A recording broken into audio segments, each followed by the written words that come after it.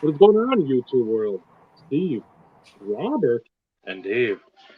Insert Revolution Podcast, episode number 67.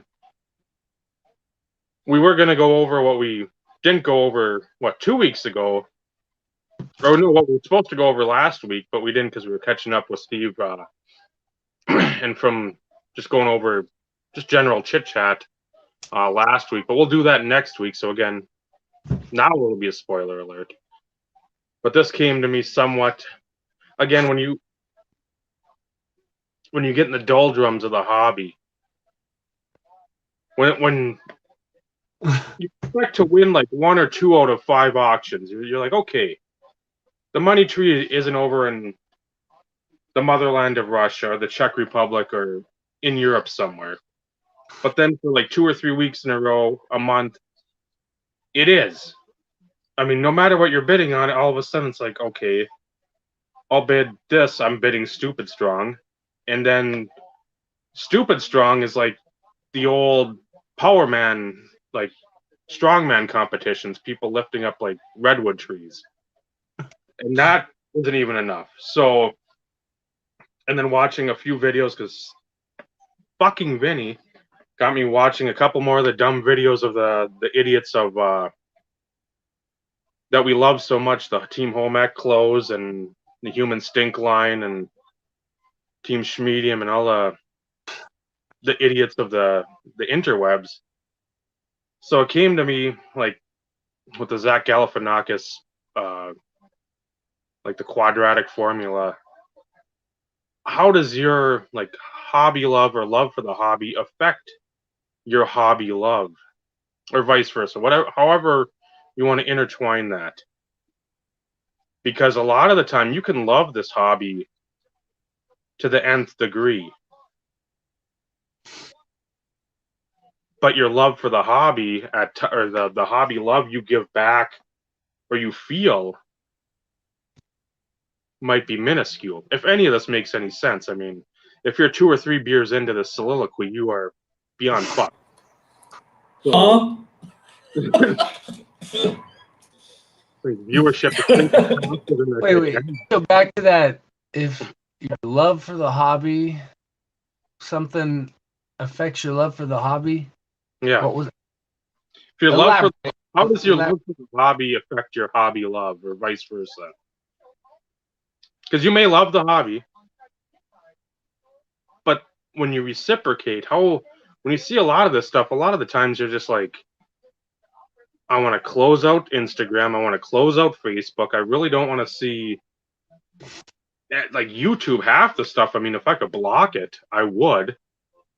So my love for the hobby, which help, that I seek out hobby content and hobby related happenings, but then I'm not necessarily like enthused with what I see. So like, I either have to I either get bummed out or I refocus my direction of like what I'm engaging in the hobby, so there's a lot of times that's easier said than done. I mean, no matter. Yeah, certain areas of the hobby are for me were like pitfalls from the beginning, like breaking. I don't get into breaking at all. I like to open my own packs, but so retail wax is kind of sneaking back around in my area to some extent here and there. Still haven't, picked up much update, but I'm on the lookout for it. So my love for the hobby that leads me to search for wax like I have found, and I've been discouraged obviously in the past. That's kind of changing in for the positive. So that's kind of a good thing that then kind of fuels that love for the hobby, of opening packs. I haven't been buying too much singles. I have made some significant purchases, but they've been few and far between.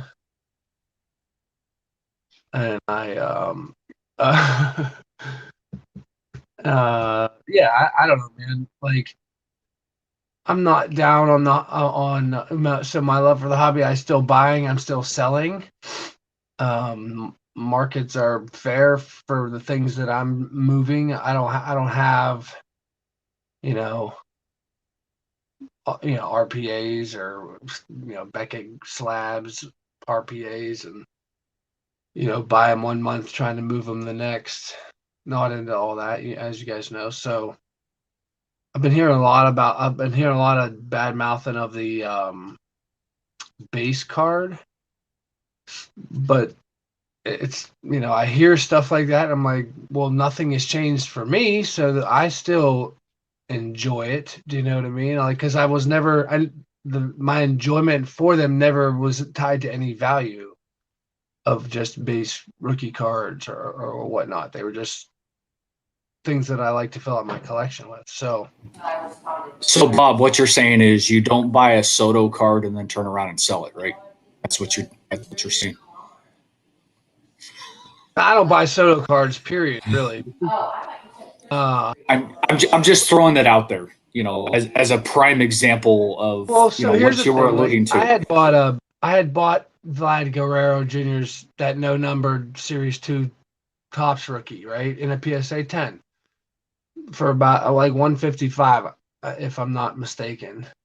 Well, at the height of his career, it was right at like 290. I could have sold it after maybe a year of a hold, 18 months maybe, and kind of almost doubled my money, but like that, I don't know. I'd rather just sit on that $150 investment and see what happens. Dave, was that a smile at something that I happened to put out there? Possibly. You guys and your inside jokes. I will explain in more detail, Mr. Lewis, during the after party. Yeah, I have my moments from. But I have my moments from time to time. Did I hit on the topic? Yeah. At all? Okay. Yeah. Everybody has a different perspective on things. Before I get too far, and I'm actually going to let Dave go on his diatribe. I'm going to allow him to get on his soapbox early and have his moment of time in the sun, so to speak. Just for the simple fact that I know he kind of had a shitty day. But before we get too far, sponsor for the evening. Yingling, and I've got delicious orange Kool-Aid. Whoa. Well, we know Bob has some beverage somewhere, whether or not he chooses to pull it out or not. Yeah, I'm due. I'll show you in a second. And Eric, I saw your question about Pokemon cards. I don't know squat. My kiddo collects them still kind of on and off, but I couldn't tell you squat about them. So this would not be the correct group of individuals to really ask, unfortunately. But on the flip side, seeing the other comment, I think that's pretty cool that, somehow, shape, form, or fashion, even with all the craziness, the ups and downs, and positives and negatives across the hobby in general, to sit there and have the opportunity for you to spend time with your teenage daughter is, I mean, that in itself is cool as hell to me. So keep finding a way to have those conversations and hope that it continues to last, and maybe it continues to expand, and maybe it's something that you end up doing more together or whatnot, whether it be Pokemon or you find something else by any stretch of the imagination. But I think that's pretty freaking cool, and it's good reason to love the hobby. Unfortunately for me, both my kids have nothing to do really with cards. Pokemon, yes, but it's one of those in which I've never fully understood it. I know it's a card game. I know it's a lot like Magic, but it was one in which I never fully got into the concept of the game, nor really follow the cards. I mean, for anybody who isn't living under a rock, everybody knows Pikachu and Charizard, and that's about the extent of my understanding and education when it comes to Pokemon cards. But with that, I know Squirtle. I know, what is it, Meowth? Is that a one? Mewtwo. And then Mewtwo. Slowpoke, because I know Naomi's drawn me 3 or 4 of them that look cool. So, other than that, Vinny would be one, because C collects them, I think, a little more. But speaking of which, Hey!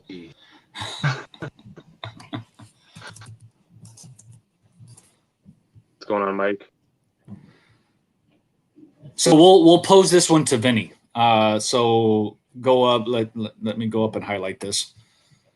So Eric was posed this question, and as we know, C is still quite interested in the Pokemon card realm. This is kind of a cool story though too from Eric. It's one of those in which he's spending time with his 17-year-old daughter, reminiscing and going through Pokemon cards and everything else. So it's it's one of those it really is kind of a feel good type situation. And he puts in loving the hobby right now. But what information can you share related to Pokemon cards, or is it one of those in which it's like, hey, let's sync up at a later time and we can kind of talk through stuff? Or are you going to be like, yeah, that'd be a conversation you need to have with C? You're muted, or we can't. No, you're muted. I see it. Unmute yourself. Get yourself Rookie. 2 books. There's the Super Deluxe Essential Handbook. It's like $45. It'll tell you about every bloody character there is as far as Pokemon. Then there's other books that tell you about. So you have to go 2 routes. You first have to know about the characters. So you buy a book about that. Then you buy a book about the actual cards and how that works. So you're probably going to spend like $100, but you'll actually know what the heck you're talking about. I still don't know what I'm talking about because I'm waiting for the books to come. Because I got to the point where I'm like, all right, I know a lot of them. She tells me what they are, what they do, all the attacks, all the what's good, what's bad. I watch a ton of videos on them, so I know what to buy and try to get for her.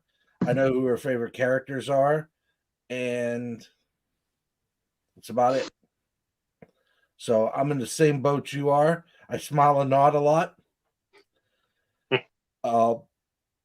But I want to get there. So now Yu-Gi-Oh! And Naruto and Dragon Ball Z and all that other stuff.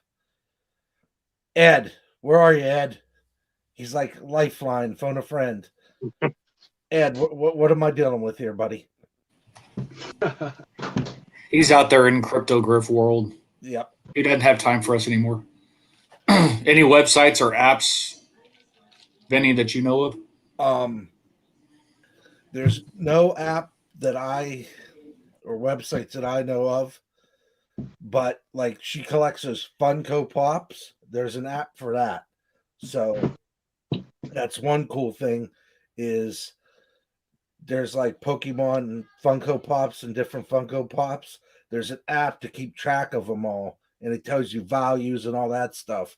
That's the only app that I've gotten into related somewhat to Pokemon. Oh boy. Oh boy. Oh, his ears must have been burning. We can have this we can have that conversation a little bit later in the show. So Eric, if you stick around, Ed, you stick around. We'll shoot Ed yes. the link if you can. Yep, I can do that. And then Ed, if you stick around, we can get this later. I mean, I don't think we're gonna go too in depth on this subject. It was just something that, like usual, stoked a fire and go in the soapbox, try to get other people's. And again, it sort of has to tie in with when we did a few episodes ago, the social media stuff, or maybe it was in the summer that we did it, because a lot of that is off that. But yeah, we'll we can have more Pokemon talk and Dragon Balls and whatever other Godzilla and whatever other stuff's over in Japan. SARS, I don't know. It's a great game.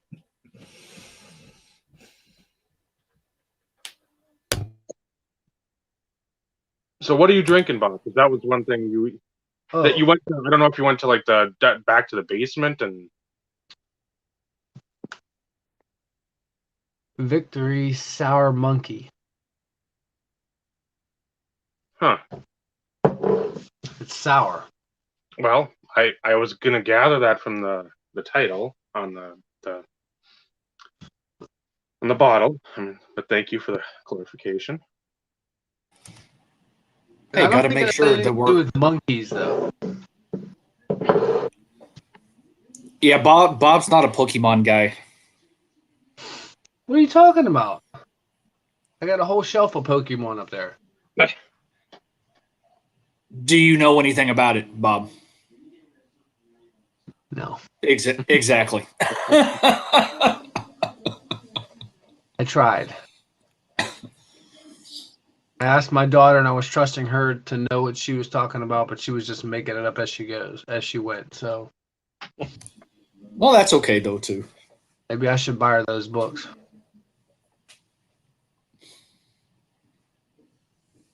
Good Christmas present, maybe. Birthday. Christmas. Arbor Day. Arbor Day. If you can't Whatever plan day. to read a book, books are made for Paper Wow. comes to you. I guess that's one way to look at it, Dave. So soapbox is now for you, Dave. Have at it with the topic. I I'm see. hoping Vinny has the. If we're on mute there, I was going to say he needs to put those headphones on. If have these ears away It's from Naruto Day. Get it right. the ranting and rambling of me. A lot of the time, something in the hobby affects my hobby love. So the love for the hobby just sort of trickles away because, again, I don't expect to win every auction. I don't have the financial backing to win every auction. I know this. I showed, I think, Vinny at the beginning of the month or at the end of last month, the Epics and then the Atomic, Scotty Bowman's Best, and the prices they went for. And I thought I bid strong on the Bowman's Best, and that thing wasn't even. That would have been me next to the ocean trying to throw a rock in the ocean, basically throwing it with no arms. I mean, it fell, and I'm like, wow, that's. And I was hoping to win one of the two. And so then you see other stuff. There's a couple other things that came up, and I mean, they immediately buy it nows. I knew one of them was going to one of the guys on Instagram, that Collect or whatever, KOLLECT, another big broder guy, which that's fine. I mean, there's not a story after every post, and I know he has been after them and he enjoys them and he appreciates them. It's not just somebody just throw it out. There's a dick measuring contest and, hey, I got this card. Look at me. And then a nonsensical story and then a question at the end that should never be asked. It's when those start happening, it's like, okay, then some other stuff pops and you lose that. And then, okay, let me look up Kerry Collins. Oh, there's a mirror, not a mirror red, PMG red. Two of them have sold in the last about 2 months. one for 400, 500 bucks, and then one for 350. I'm like, this is fucking Kerry Collins. I'm like, this is when the idiots in the hobby that just leech onto something, some tidbit. Oh, basketball PMGs, they're the best. Jordan, hundreds of thousands of dollars. Matt Turner, yeah, woo, he got that. So it's the old Ronald Reagan trickle-down theory. Everything trickles down to something, which we've all had time. We've discussed this many a time on multiple platforms about we shouldn't feel the way of, man, we lost out on this, we lost this. We've had 15 to 25 years to get all this stuff. But in the same breath, we didn't have, it's not like we're millionaires, but we didn't have the financial wherewithal during that time frame to sit there and be like, okay, I can make a run for that. I can make a run for this. Even if the prices are recalibrated for the time period, it's not like you had the endless supply of money. Not saying you do now, but I mean, Never. but even then, it's like, okay, out of a check, it's like I've got maybe like $50 to work with. Back then, I'm like, I'll try to spend it where I can, and now it's a little more. Or I'm trying to, like Galifianakis in the placeholder, I'm trying to do figures in my head to stretch the dollar every way I can. But in the same vein, at that time, it's like, okay, I'm looking for Moss stuff. I'm looking for like more Northcutt centric type stuff. I'm looking Abreu then. Most of my energy was in football. So I'm spending what I can on Northcutt stuff popping up. That costs way too much because I'm battling with a couple guys that are diehard Browns guys. So then if you sort of stray off, okay, I got wrestling videos. Pieced all the wrestling stuff, the old WWF Coliseum home videos. So you can look at it like, oh, I should have got him then, but there's always, it's like an octopus, the hobby octopus. It's like 8 legs. There's always something, one leg that's pulling you in one direction, and there's another one over here that can pull you in a different direction. And a lot of the time, it's not overwhelming. Financially, it is. Because you don't want to sit there and be like, okay, here's a Northcutt number to 100. I'm going to bid like $50 on it. Okay, I want it for 45. Well, that sucks. I mean, I really want it, but I really don't want to pay that much. So back then, now it's like, okay, $5 so I can try to finagle a couple sales. You're dude, we see your pickup videos. Like, we know the weight of those videos. So are you, in a nutshell, are you saying like you're not seeing your dollars being stretched as far these days? Is that at all part of it? Because like There's a couple last week that I talked about during the podcast. I'm like, I want to go after these. So I sort of got to wrap up the podcast and got both of those. One at a stupid price, and the other one was at what market value is now. Again, I don't know what it was 10, 15 years ago because I wasn't collecting voter. I'd look at all the stuff and I'd just sort of pick up like, okay, here's an artist proof of some bigger name. If it was like $10, $15. Like, I know it's a 1 per box insert. I'm not going to get into the snoop mathematics of like this player, particularly this card is like a 400 card set at 1 per box. It's 1 in whatever, which is a fair way to look at it. But I'm like, I know they're 1 a box. I know you got probably 20 superstar players. You're going to spend that money a little more wisely then. And now those prices are, some of this stuff isn't even. How do you feel about like this PMG pump right now by like anybody who has any audience seems to be like that's you're just buying like gold They basically. they were cool 25 years ago. They're still cool, but I'm glad a lot of the people out there don't realize some of the other stuff that's out there. Just don't educate themselves because there's a lot like the Crusades. I know those probably 6 months, a year ago, maybe a little longer. Those were everybody. Oh, I got to show off my Crusade, my Crusade.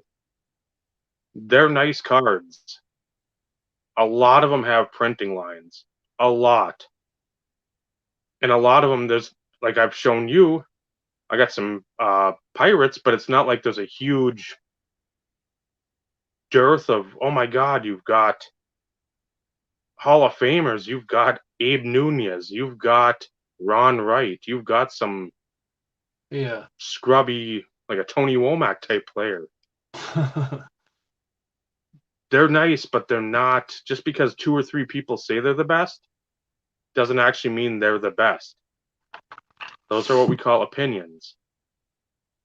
So it's like with PMG, they're beautiful cards, but the value that people place on them is astronomical. Dude, that 1 year of PMGs is Because terrible. I mean, it's a nice card. There's 1 year that they're terrible. 98 maybe. 99.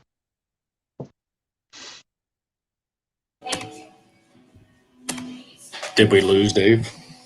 Steve's just lurking in the background. He was showing the green PMG Oh, and got crap. sucked into the yellow brick road. Yep. Oh, there he is. Switch him back. See, you broke the internet, Dave. Add that to my collection of things I've done. They're nice cards. But now all of a sudden, you had people a year and a half ago on broadcast saying they didn't care about 90s inserts that are touting PMGs, touting inserts because, wow, you want to be part of the cool kids. You want to sit with the cool kids at the lunch table. Well, here we are. I've been in this. I know Steve's been, as he said, he's done more box breaks over the previous collecting life for him. In the same sense, you go back to some of my first videos on here, it's the same shit I've collected for the last 25, 30 years. This isn't anything. Oh, Sasha T said this. Card Collector 2 said this. Look through value boxes. Oh my God, no shit. I know it's revolutionary. The things that these guys can say on videos. I've never considered looking through a dollar box to look for a deal. Revelations all over the Fucking place, selfie. consistently. Team Schmedium says it. Oh my God, no fucking shit. I got a Cal printing plate for $4. I sold it for $1,000. That's very unusual, but at the same time, it's during that time when there's 2 or 3 Vizcal collectors just like feeding each other over the head with steel chairs and mallets and. I mean, they're right. I have benefited from a recent. I don't even know if that was a dollar box, but it's just like looking through people's boxes. They don't always know what they have, and then you show them, and you end up just getting an amazing deal. You know what I mean? You can't pull the money out of your pocket fast enough. Mm-hmm. But there's no skill in that. There's no. It's freaking. Luck of the draw. Right. I mean. Right. The guy that was sitting right next to me, when he heard what the guy said for how much for the card that I won, he's like, "Or did you see any more of those?" Like, no, I would have bought them. Just like your boy Jason with the SP the SP. Dude, I sent him I think I saw an auction. They were like $5,200 a box. I remember. Well, geez, a couple years ago, I guess, at least, somebody was offering him 28 for a box, and now they're like 52 easy. They're definitely at least $5,000, and that's the craziest story. Have you heard that story? I have actually listened. I think he had to like leave it. They were having like a sale, so it was like buy one get one basically, and they had two of them. He didn't have cash. The ATM at the flea market was busted. He had to leave the show to run to a gas station to get cash to come back to get them, and just pray that like they either didn't figure like out that they what they had, or somebody else came along and just was like, oh, I have cash here, I'll buy those now. Oh, that would have been so nerve-wracking. But yeah, he for those that don't know, my buddy Jason, 293 SP boxes sealed at a flea market, $10 a piece. I'm guessing baseball. Baseball, yeah, Jeter rookie. So Jeter. Wow. Yep. So he's sitting on 2 unopened boxes. Dude, I sold a box of 2000 SP Authentic Football for like $250. Timing is everything, and as I've said before, there is never the right time to buy or to sell. Really, right? It's luck. It actually, it's luck at the time I saw it was full profit because I had 2 Brady's already in my possession, and they weren't the cards that they are today. And that was a box that my dad had bought years before, so it was just basically no cost to me at all. It was just sitting on a shelf. So, and we needed the money at the time, so it is what it is. No big deal. Well, and it served its purpose, and right. It's the question is, any regrets? Not at all. I couldn't imagine like being somebody that was holding LeBron and sold LeBron their LeBron collection like a month before markets did what they did. Now that'd be a tough pill to swallow, but at the same time, it's it has the hobby world and the collecting world always has its ups and downs, regardless of what sports you collect, player you collect. You run the risk of them being traded, whatnot, and it just kind of crushes you and things along those lines. But like I said, there's never a right time. And at the end of the day, if you can sit there and say, I do have no regrets for selling at the time or buying at the time in which you did, then I'm more apt to consider you kind of a true diehard collector in those situations.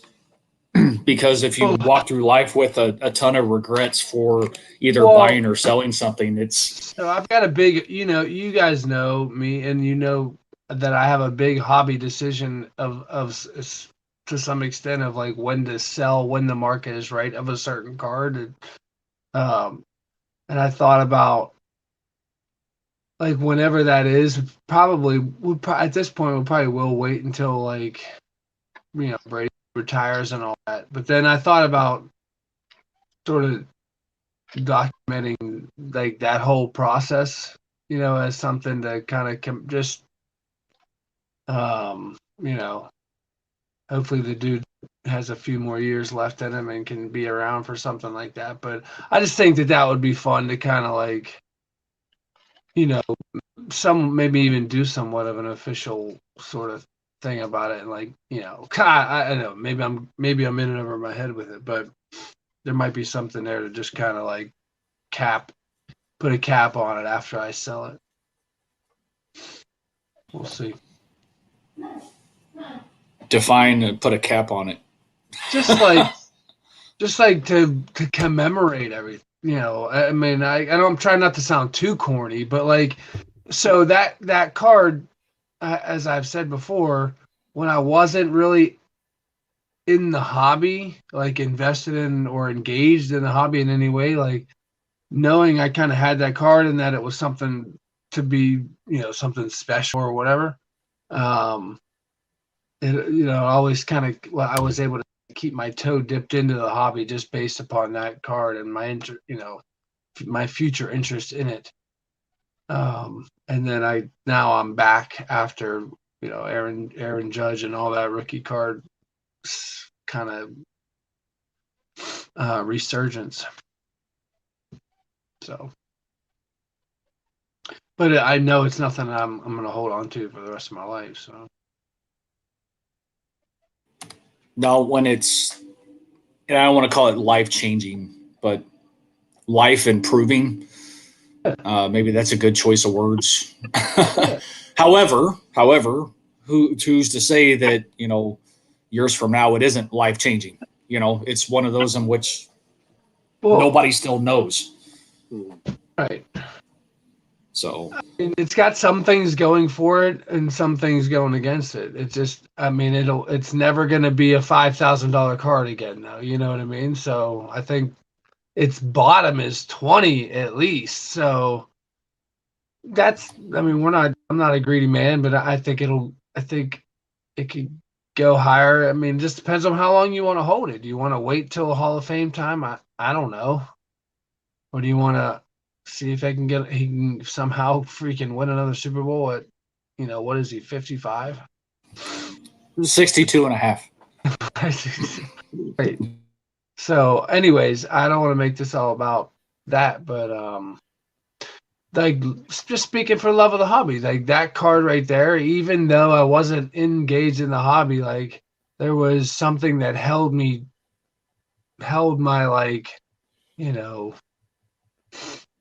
interest and affections, childhood memory, all that jazz. So you could look at it like that. Well, it kept you in it, so that says something. I can't sit here and say that I have any one card or a collection of cards that have quote unquote kept me in the hobby, so to speak. It's been more the. This is going to sound. Would you ever say there was a span where you weren't in it? Yeah. Why are you telling me to be quiet, Dave? You don't want to like jeopardize your credibility. But no, not the credibility. The future shows. Oh, okay. I got you. Okay, I'll retract that statement. Back up, delete. I don't even remember what the question was. Of course, Bob. Of course. But it truly has been the people. I've always kept in contact with quite a few individuals, and that's what's always kept me kind of around, so to speak.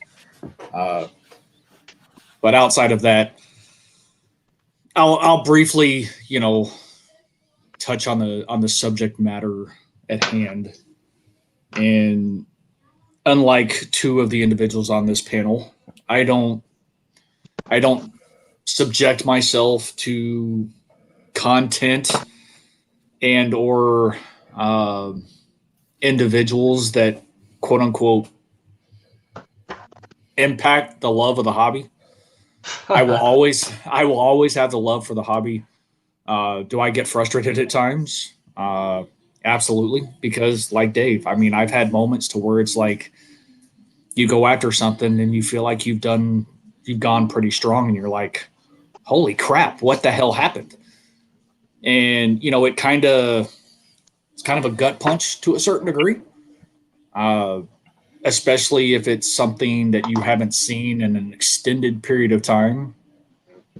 Prime example for me was the co-signers of Terrell Davis and Eddie George. Hadn't seen it in I can't tell you how many years, probably over a decade.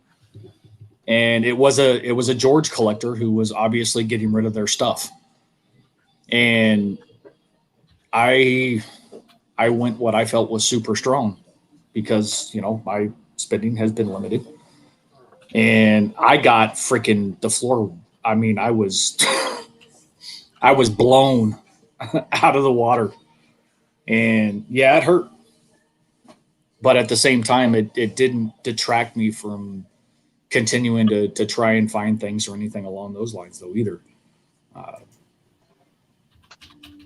so I know there's positives and negatives, and yes, we on the IRP talk about both sides of the coin, uh, which I think is important. But at the same time, I do my best to stay away from some of the negativity with individuals and the messages that they convey, because I'm for damned if I'm going to let somebody change how I feel about the hobby itself and or specific cards, players, whatever. Because opinions are like assholes. Everybody has one, and we as individuals have choices to accept their opinion or provide alternate opinions to solidify why you feel something different than them. Like we've always said, opinions are great, but don't just sit there and be like, Brady is the best player that ever played in the NFL. And that's your opinion. You got to come with something else, because as far as I'm concerned, that's just an empty statement. So, And getting back nah, we're not going old school again, Paul. We're going to try and avoid going old school and just rambling.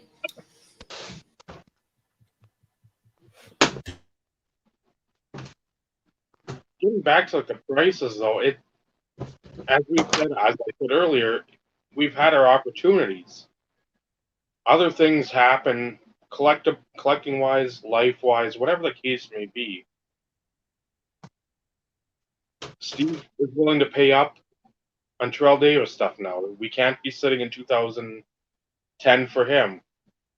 I never had a grasp on the Brodeur market, but again, when you've done enough with the inserts, you know where prices were at for certain things, and you're collecting a top tier player, which is new to me, you have to expect to pay more, and I'm fine with that. But when you're, and then Vinny was some guy that used to play for the Penguins, when you're bidding stupid strong and the better half says bid stronger and it still doesn't matter, that's when you're like, okay,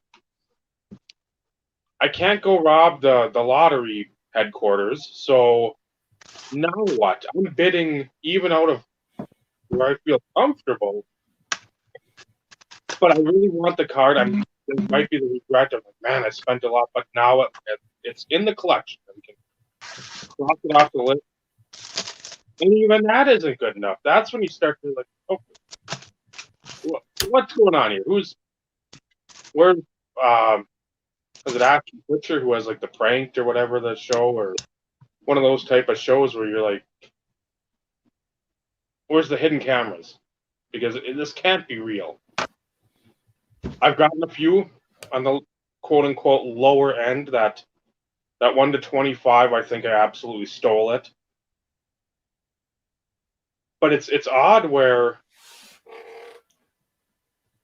to a degree. You hear people talking about him, and some of these people are probably listening to the influencer type folks or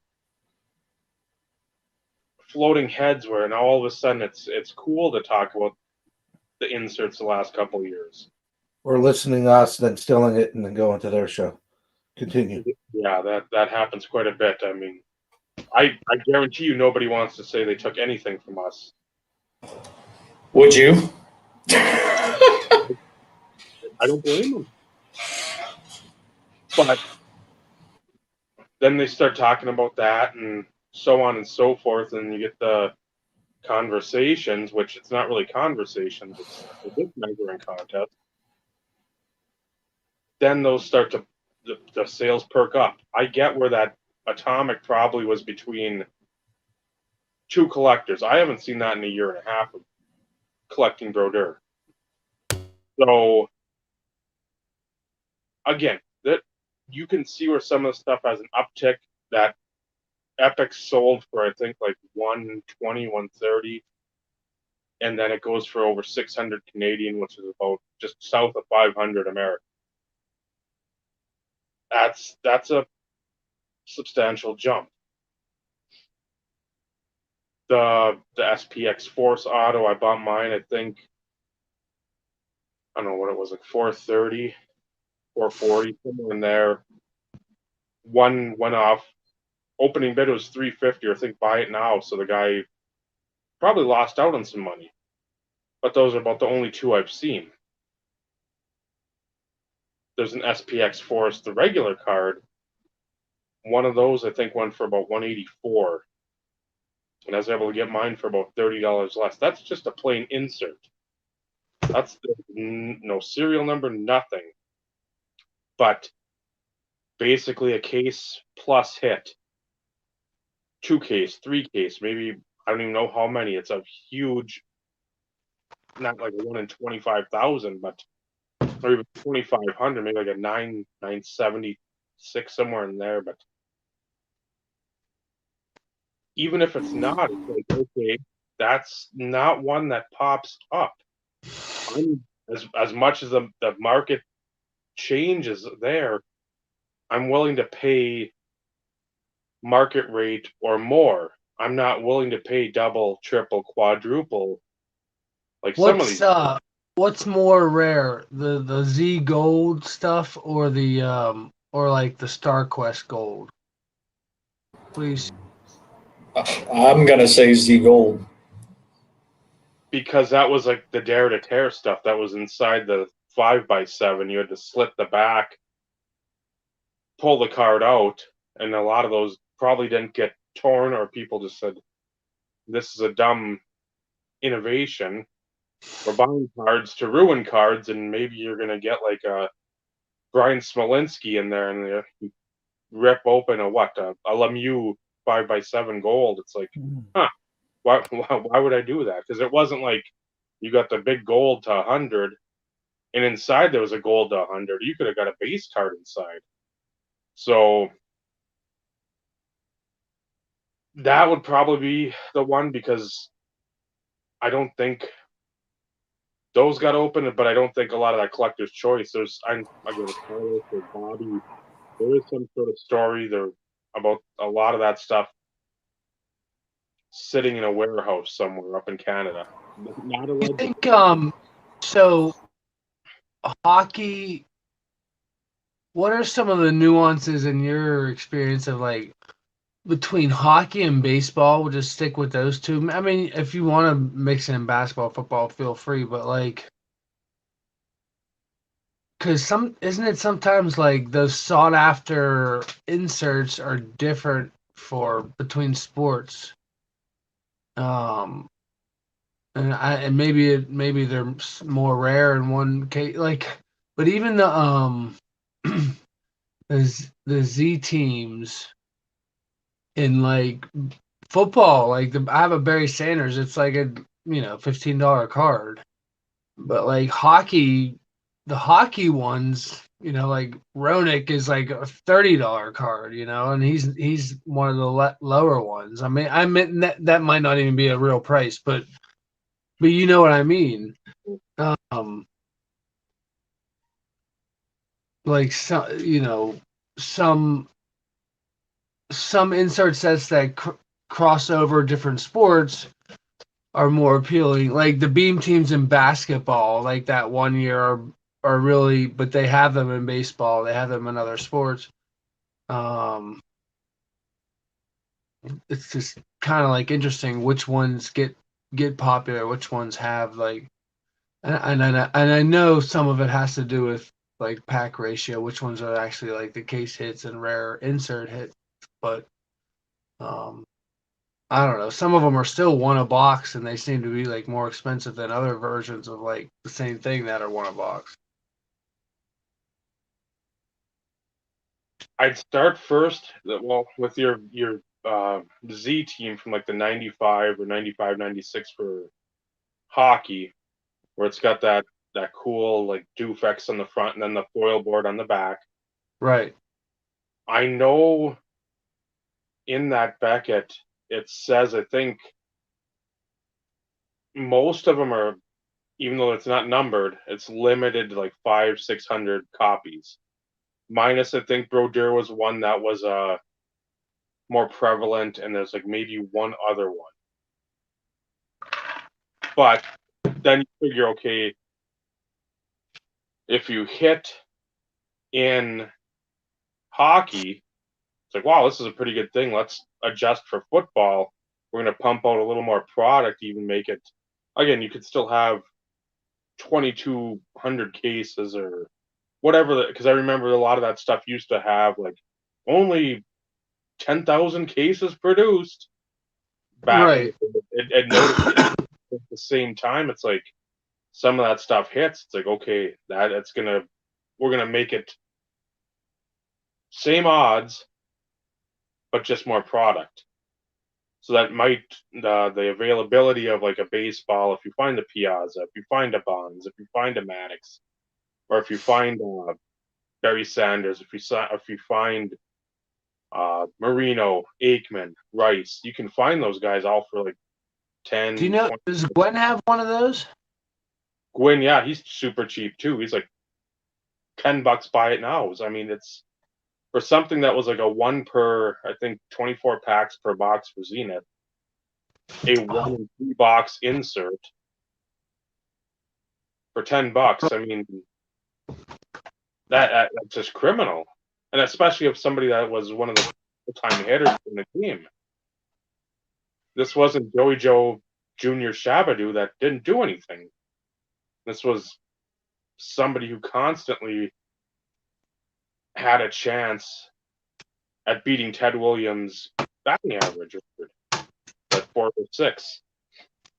So the other one I go with is the 97 totally certified mirror golds, because you have the baseball at a 25, or no, at a 30. But Football is 30. They're not the same design as like the goalies are at a 25, the skaters at a 30. The hockey is like 100 times better with that shine, that mirror shine. So they up the game. Again, I think there was some sort of redemption program there, which I still have to dig a lot deeper there.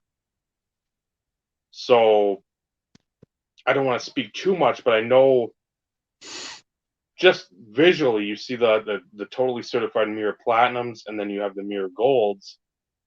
If they would have done that for baseball, imagine like a Jeter there, a Bonds there, a Big Hurt, a Ripken, Griffey Jr.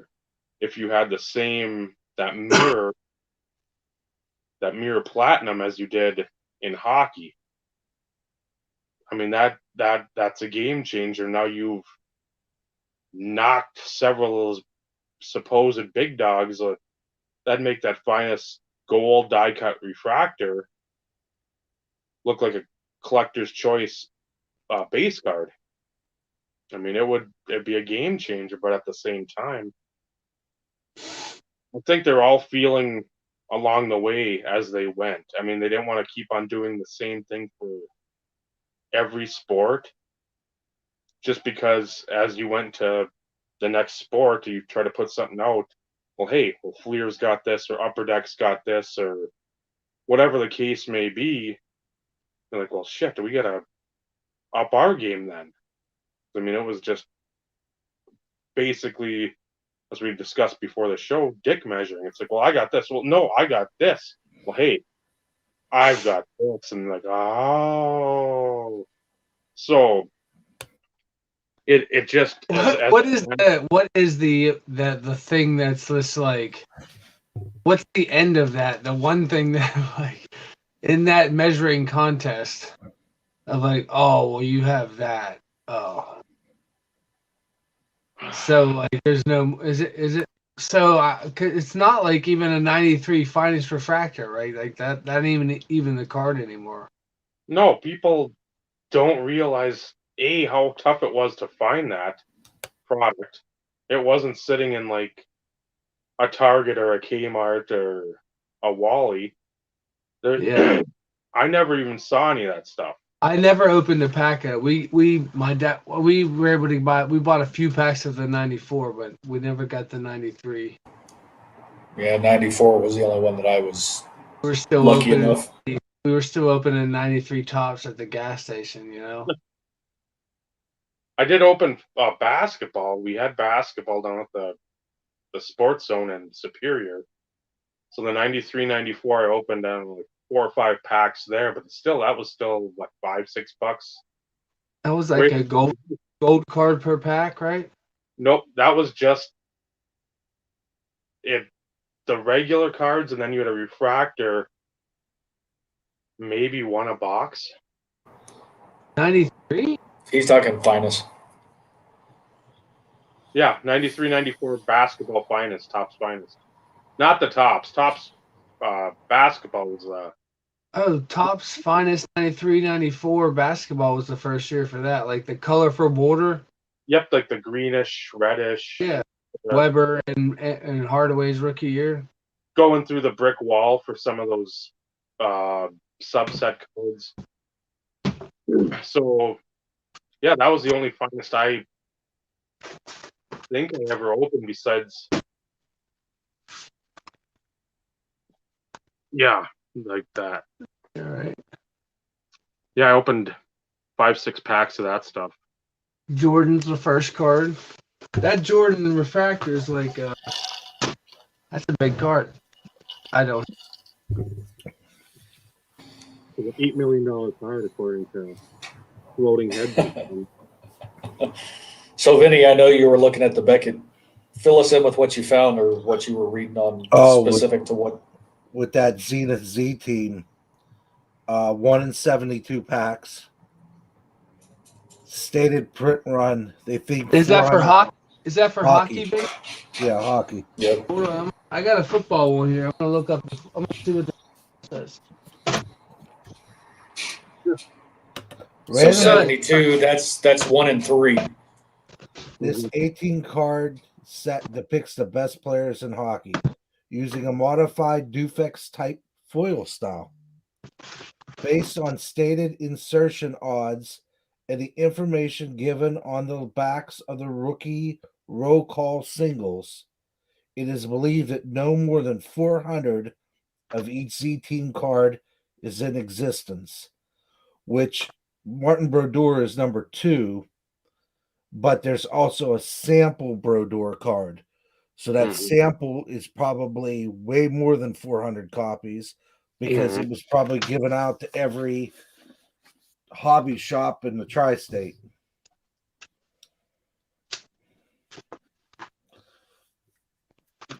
But So 1 in 3 boxes then. Okay. and they're pretty boxes. You hate to open them. Yeah. I'm looking at one. The gold and the black and the standing up sort of instead of the lay down. That's the Leaf. I think those were like Leaf Limited. You opened this way, and they were these. I think were you opened this way and looked down in, and they were that way.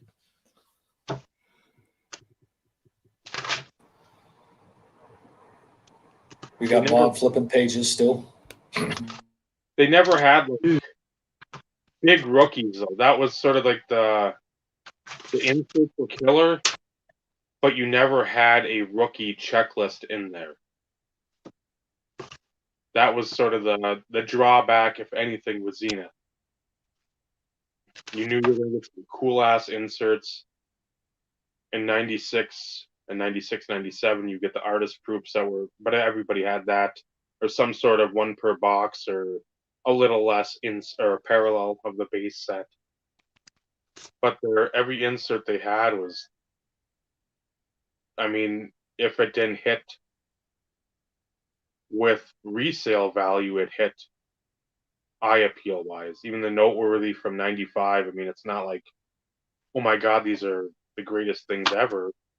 It's a 1 in 8, 1 in 12 insert, but it's the hollow foil and gives something noteworthy about that player from that previous season. So it's not just like Joe Schmo did this. No, somebody had a huge game, a huge season, even if it's a player. Again, I don't remember they're in the set, but like a Brett Perriman, Scott Mitchell, Herman Moore, with all the yards they had in '94, that would have been noteworthy. You could have had that for like a set. So there's stuff that crosses over, but more so, I think, because of the basketball, because the international appeal of basketball, where you don't have to have a lot of money, you just have to have a ball, and you have to have, as James Naismith created the game, a peach bucket. Just make a hole in the bottom, even an old milk crate, something where the ball will fit through. And that can be universally played by pretty much anyone in any economic class. Where hockey, most of the time, you've got to have some money. So you got a lot of equipment, and you got to go somewhere where there's ice. So, I mean, you can't do that in Johannesburg or Nairobi. You just can't. You're not going to Bangladesh to play hockey. Baseball, same thing. It's you can play stickball, that's fun, but that's more limited. You're not going to be sitting there and watching baseball, trying to buy baseball cards if you're playing stickball in the street in the Philippines and Japan, wherever. It's basketball sort of carries sports because it's such a easy sport to pick up and to play. So that's why I think the basketball will always lead the charge insert wise because of that. Just because of, and then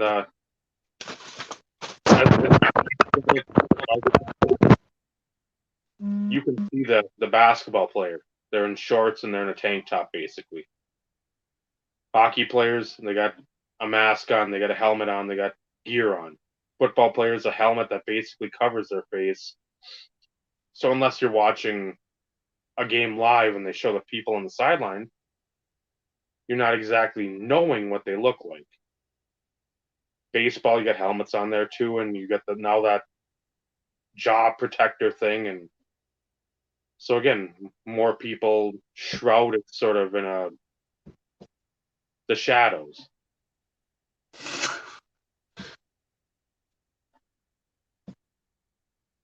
What are we talking about? Just like the basketball inserts leading the charge, where In the 90s? Yeah, that's going to be where people, if they go back and look at anything that hasn't been quote unquote uncovered, that hasn't been influenced enough out there, they're going to go look for that. If it was in basketball, I think basketball has pretty much been like exposed. I think baseball is actually the part that the 90s, there's still some rarities that just aren't really being talked about. And they're not just specific brands. There's some Pinnacle stuff I was just seeing being mentioned on different channels about still kind of being an obscure insert that nobody really talks about. That's kind of cool looking. Some of them are like 1 in 18 packs. They're like 2 per box, but they're just the foil or whatever 90s attribute that that makes it appealing. Is present, but they might not be rare. But like I always go to the Stadium Club Ice King, the Ring Kings or whatever. Like Ice Masters. Yeah, right. In hockey, that's what like those are cheap cards, but like the foil, they're just cool to look at. Yeah, those There's what lots 95. of examples like that, you know. Like the rare inserts aren't always like so like the Dunkin' Go Nuts, like I don't particularly think they're freaking all that cool to look at. They're acetate or whatever, but even like okay, I like the jambalayas, but like even the Noise Boys or whatever, like it's just like a basketball player in front of words. Like that's card design for a lot of those '90s basketball, and so like they just don't really appeal to me. Like the '92 Stadium Club Beam Team, that appeals to me in more reasons than just visually. Mhm. Because of what it means into my collecting era. So like it's you got to do pretty darn good to like kind of overtake that for me, because it's not just I'm not just coming from an aesthetic purpose. Um, Even though I do like the 93 94 beam team, like with the purple at the bottom, and they kind of incorporate the same technology from a little bit of the 92 93. So anyways, I don't know, man. It's all, isn't it all like personal preference?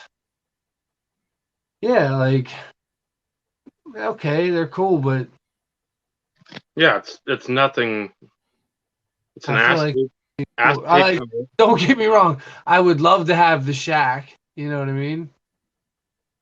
I And would then love to have the Shack. Yeah, that dude. That's the year of PMGs. That's like a little underwhelming. No, I'm not just like trying to like dog your shit, your cards. No, I've Dave said it. agrees. I've said it Yeah. before. People and they're just like jizzing on this and Crusade. Yeah. I get that they're nice looking cards. I'm not taking away from that. Where they say these are like you have to have them, you don't. When they say you have to have them to be a collector of whoever you collect, you don't. Nah. It's that shit that gets me wound up quick because now you're taking an opinion and trying to make it. You want it to be hobby fact or hobby. That's got to be like a hobby Bible where okay, I collect Well, bonds. right. I need to have this. It's like no, you don't. If you don't like So it, don't fucking collect it. I started like I like Tony Gwynn, and I enjoy collecting him. He's kind of right in my wheelhouse for like the type of man that the looking at the person who he was to collecting the ball player he was. Um and he's like affordable. He's right in that like low upper middle lower like first tier type of guy.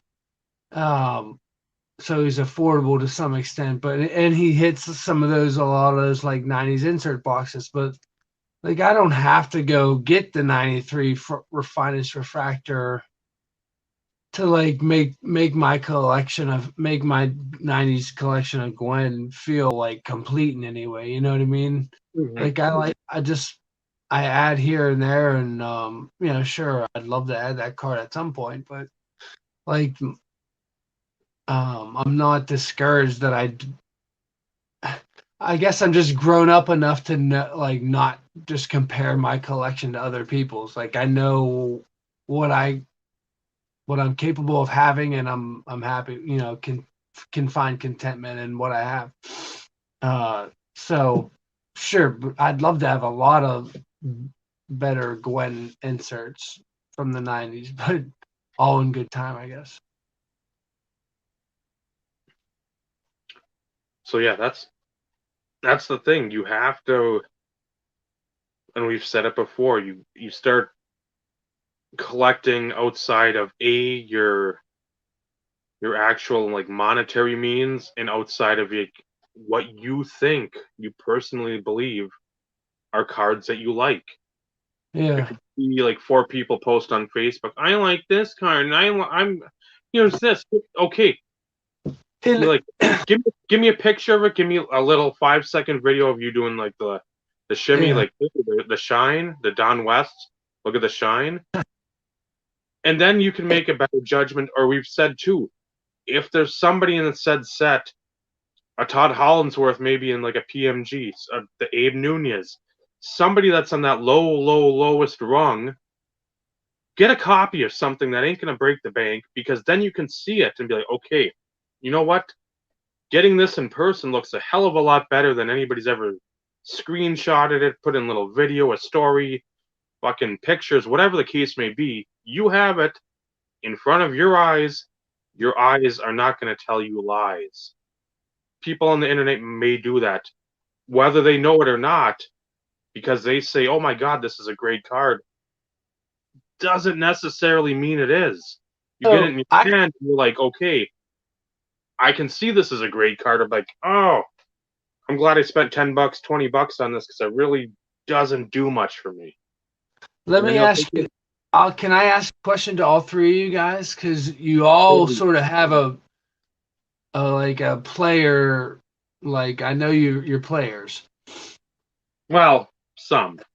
So, right. So the deciding factor of buying a card, that rarity versus like aesthetically pleasing, and like how much you're willing to really like throw at it, you know what I mean?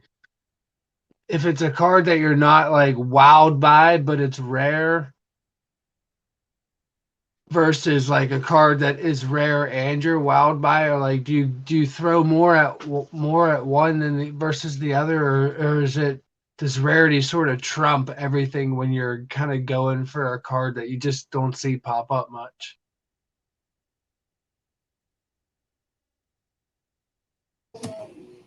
That's a loaded question.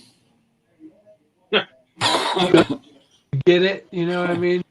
It's Like No, there's rare inserts that just don't like they just don't like. Okay, so if you're a 90s baseball guy and you get that aqueous test version of the 90s Donruss, it's still a freaking 90s Donruss card. It's just stamped with something, you know what I mean? Like, so is that enough to move the needle for you, like as a player collector or whatever, versus, you know, something that just like some 97 atomic refractor, you know, whatever, that's gonna sort of it's all situational for me, honestly.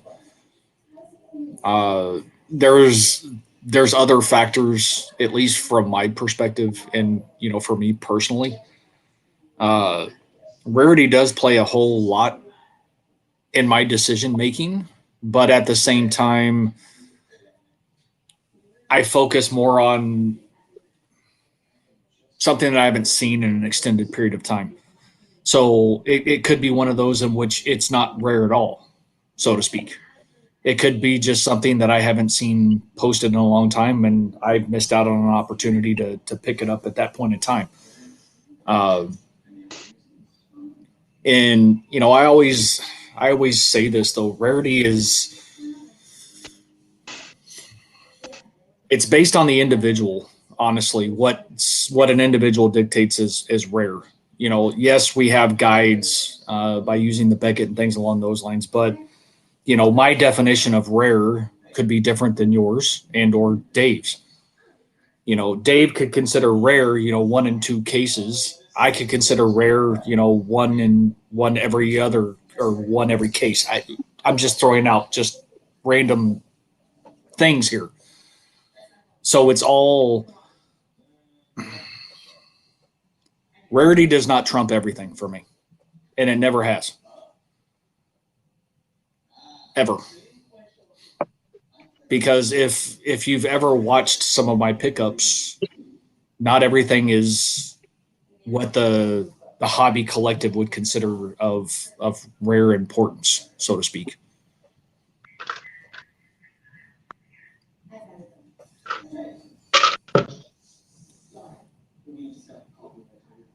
You're on mute. The question is for you. Dave is passing the baton. I'll wait. Soapbox extend. Point number 1.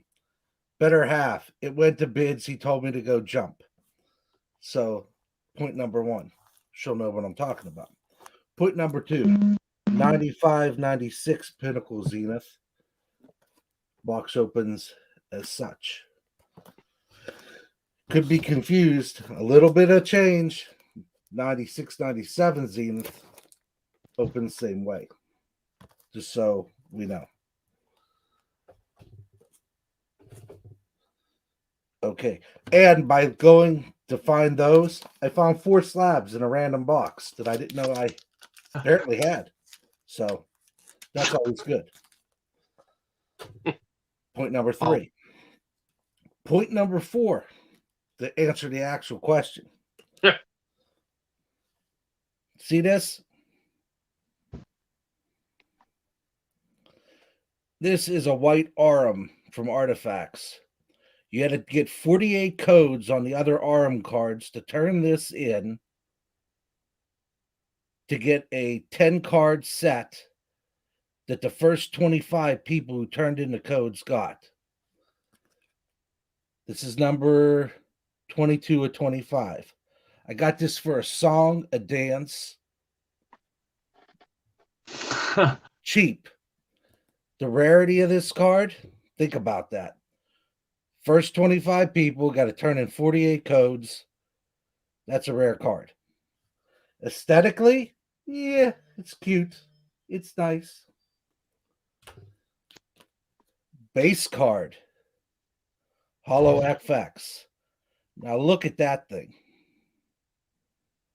Now that's a base card. I like this better than the number to 25 card that's sitting over there.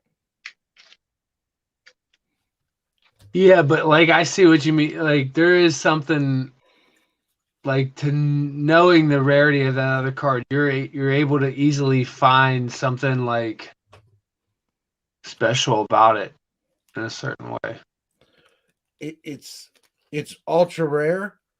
That's the first one I've seen of Lemieux in 5 years. Well, yeah, man, that's awesome. Now here, you're going case hit. Now that's pretty. Not numbered, but a case hit. And that's just gorgeous. Yeah, the rare and wow. To me, this card right here, that's worth its weight in gold. Because where it came from. Not numbered. Oh, it is numbered. I take it back. Numbered to 2,500. And Dave's not even paying attention. I am. He is. Somewhere in the stratosphere. But this card to me is worth. I'd sell before I gave this up. I'd burn those. I wouldn't burn them because that'd be sacrilege. But I'd sell them or give them away before I.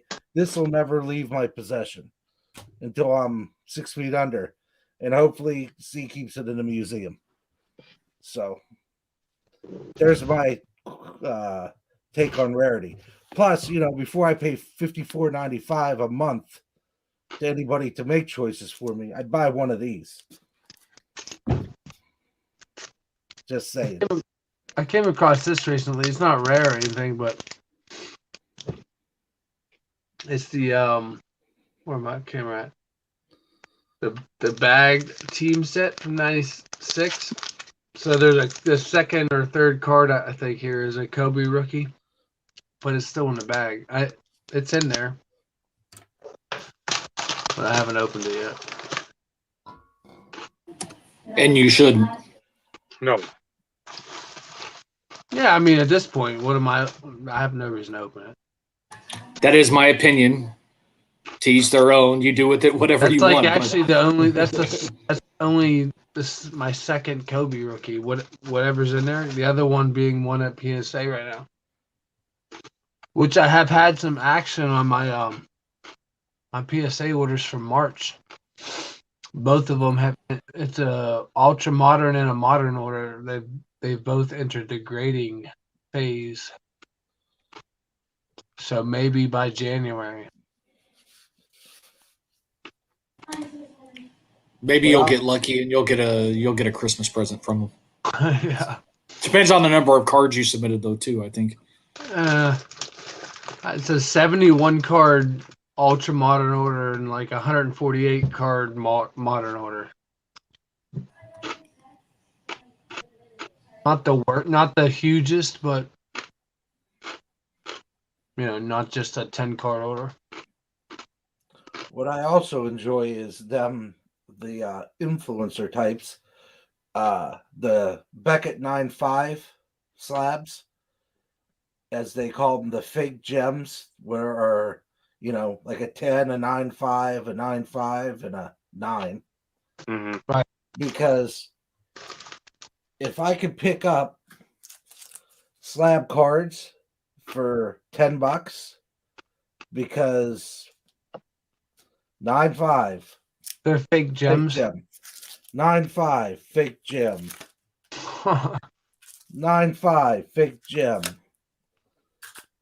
9.5 fake gem, and the last one in the lot, 9.5 fake gem. Under $10 a piece. Yeah. I've bought Austin Meadows SGC 8s before. They're just like gold refractors or whatever. Just because they were so cheap. They were already slabbed. I mean, there's no way it's gonna cost more for me to like send it to get graded, you know? Yeah, if you can buy them for under the grading cost, then take advantage of it.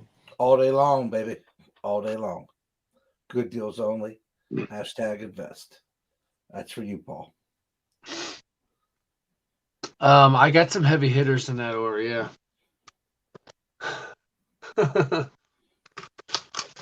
I got there's a finest Kobe rookie in there.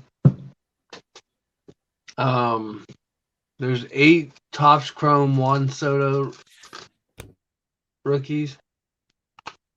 Some Acuna, all that good stuff. But a bunch of cards from my 86 Fleer set and 75 Topps football set.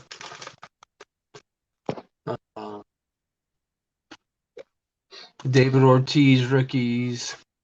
Random like Nikolai Jokic rookies. Some stuff that's I got graded purely to like Devin Booker stuff was a little, didn't quite time it just right. Hopefully he's still hot. I don't know. But like stuff that I got graded purely with the intention of moving. We'll see.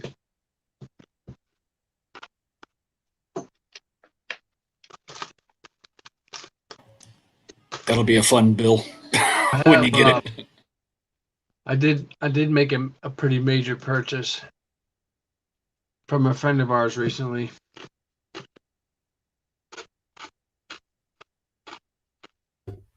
But he can't resist a trail mix.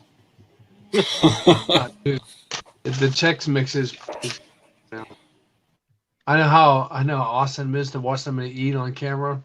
I can't help myself. It's okay, Bob. We love you.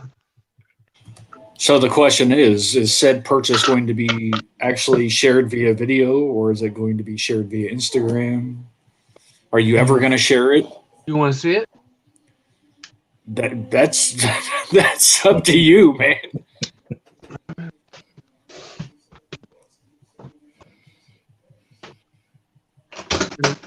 After Robert talked, I'll mention a little bit on the scarcity versus aesthetically appealing type. The inserts, the parallels, how that all factors in. It's not like this will be brand new news on my end, but we go live to Robert to show us the big purchase.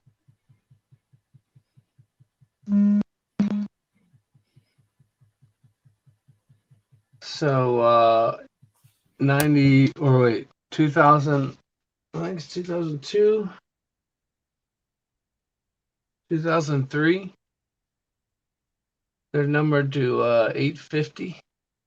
So I had a Shaq autograph, but I didn't have one in the Lakers uniform. That's pretty nice. That's pretty. Yeah, that is a solid card. 82 of 850. Yeah, boy. I was real happy that I had that. On chrome, refractage. It's pretty. Yeah. Put it back in my chest. Is that going to be your? Is that your Zion case you're going to bring to National? Yeah.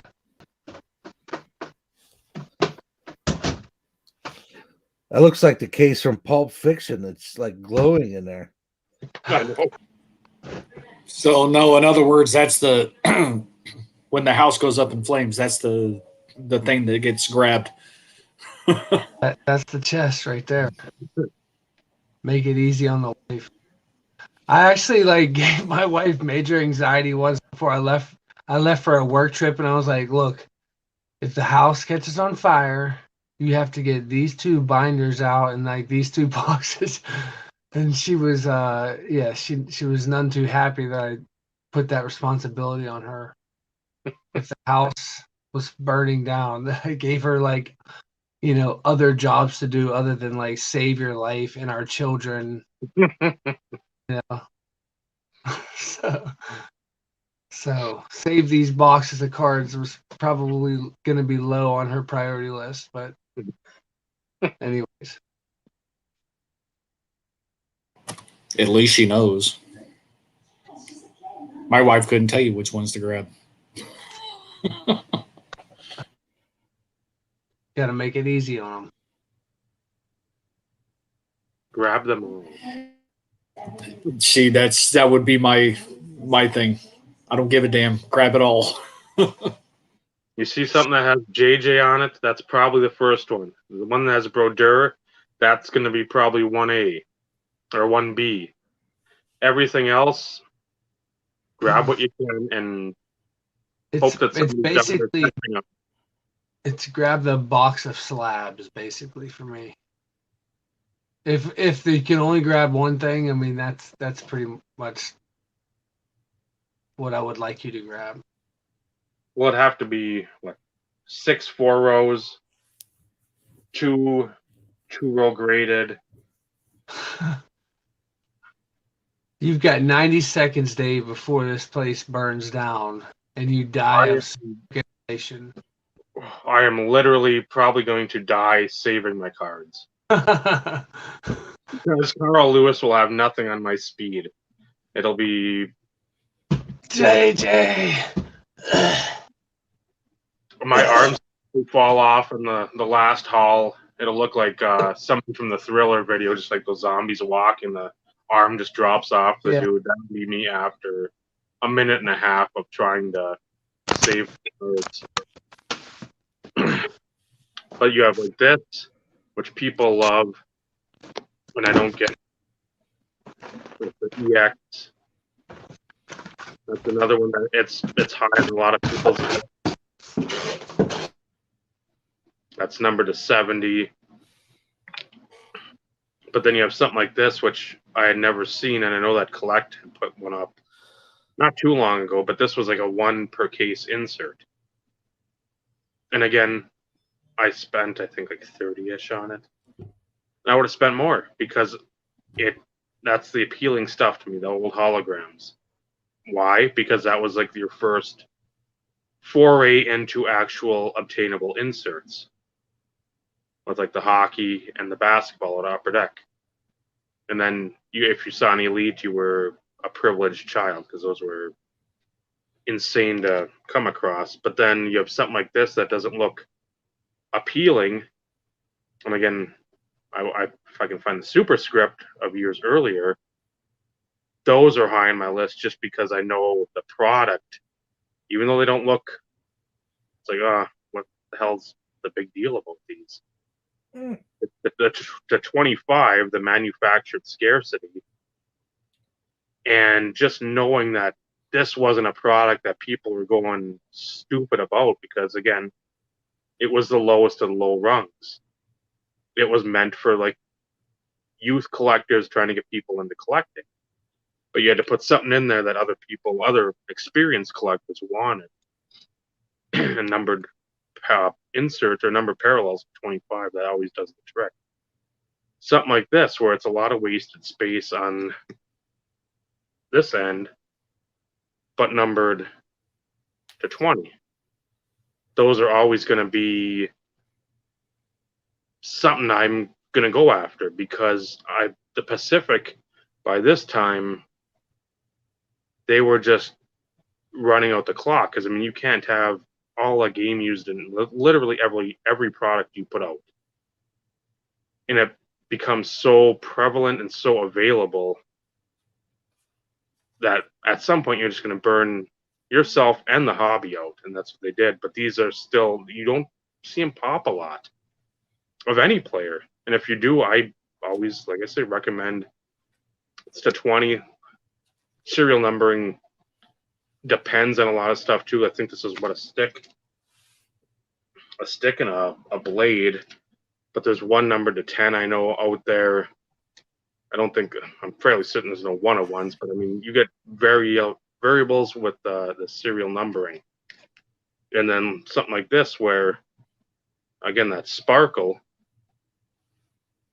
there's the regular one that just has like the silver all rookie and the ultra. But if I ever see any of these, this is my second copy I picked up of that. It always hinges on the price. If you can pick up that second, third, 10th, 20th copy, whatever, as long as you're at peace with and you can make the transaction happen, as long as you're at peace with knowing, okay, if I spend $100 on this card, I hope to God that nothing else comes up in the time frame I'm allotting myself financially.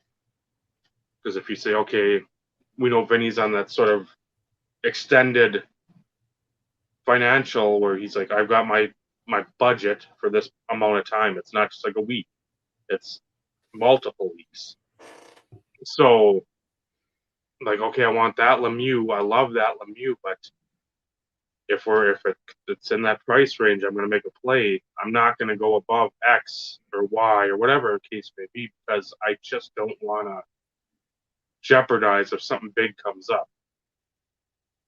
Some people can just say fuck it and just do whatever, pay whatever.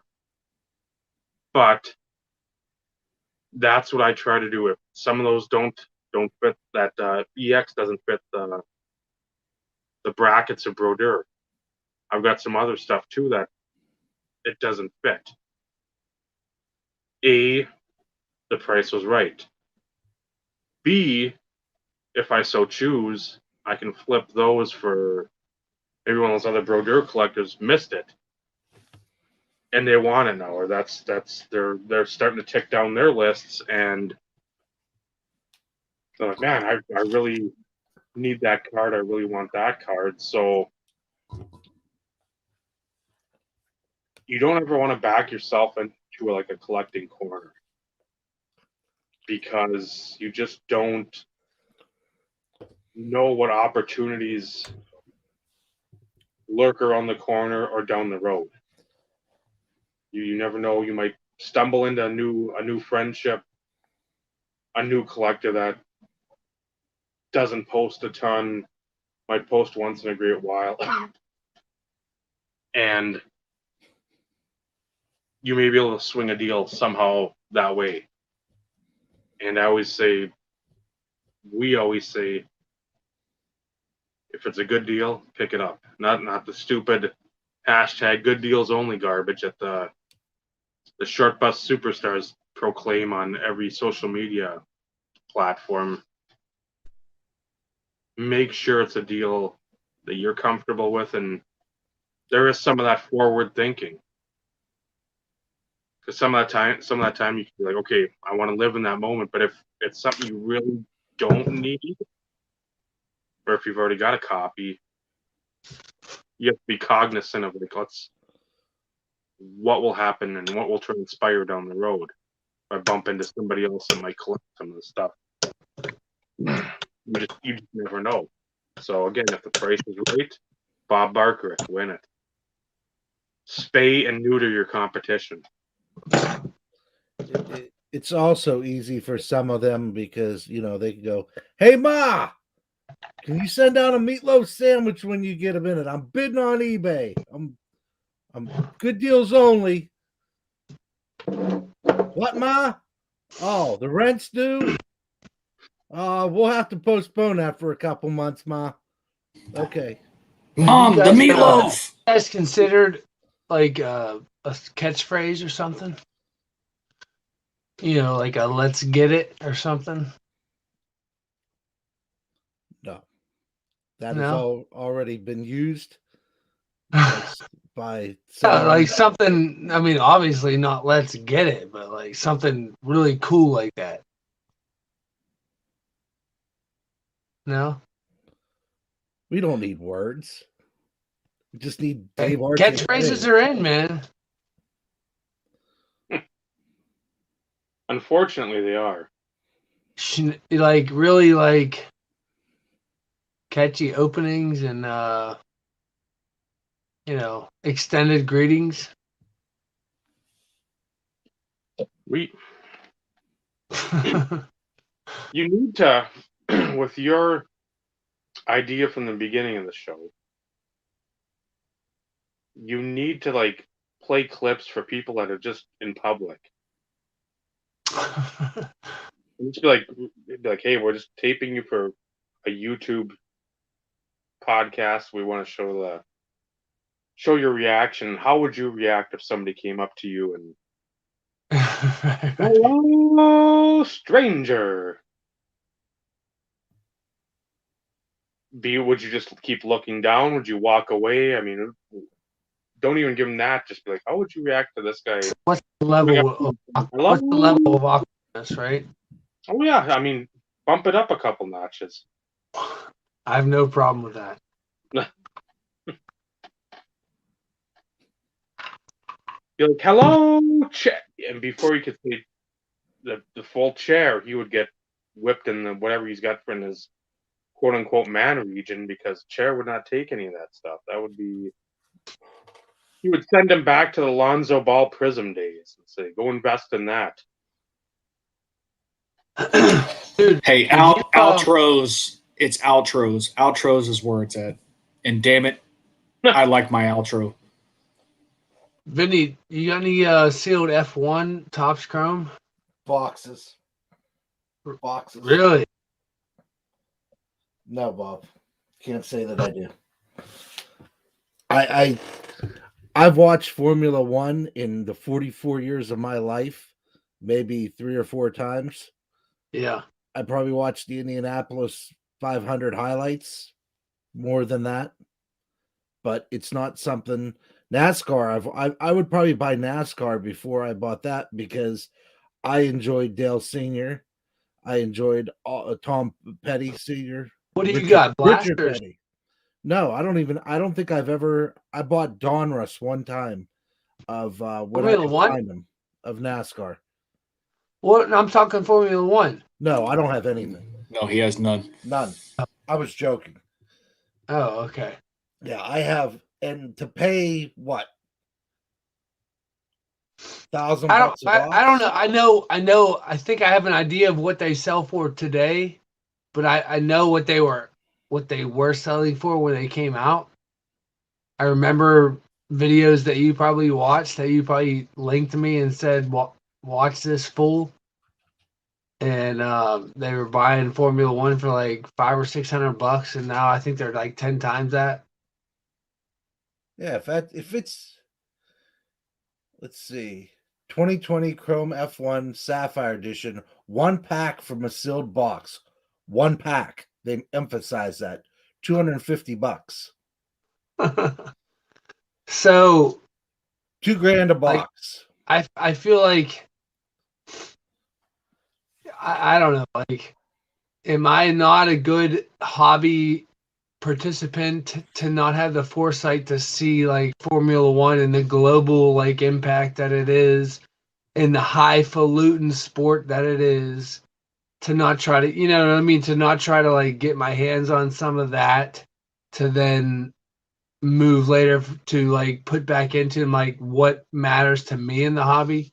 Like I don't know, like when we were talking about love of the hobby, like my love of the hobby doesn't go to those extents of like looking for those types of opportunity. You know what I mean? Like I see it in hindsight and I'm just like, did did I do something wrong, like in missing that sort of like window or whatever? But I don't stay there long. You know what I mean? Because really, like that's not my wheelhouse at all. But how much of like how much responsibility is like a person participating in their hobby like supposed to engage in that type of thing? Like I don't know. It's like stuff like that. I feel like, is that a missed opportunity or not? I don't know. Do you guys see it that way? In all the other hobbies that I participate in, there's nothing that fluctuates to the point of like cards. The other stuff is pretty, what's the top of the line, the stuff you can afford, you buy it. There's no, like, I don't ever think either one about resale value, about the five other things I collect. Their personal use, their personal enjoyment. It's it. Cards, I've watched cards and I've seen things explode. But the problem is I knew about it. I knew it was going to pop, but I didn't have the financial stability to invest all that money in it to make something happen Yeah. and still maintain my collection, go after my Marios, send my kid to soccer, all those Right. kind of things. There's life when you have, and people will say, well, it only takes $200 to start, $300 to start. Yeah, I could do it. With the minds I know and friends I know, we could always figure out how to start it. I could always start it. But is it priority in my life? No. I got a job. I got kids. I got a wedding coming up.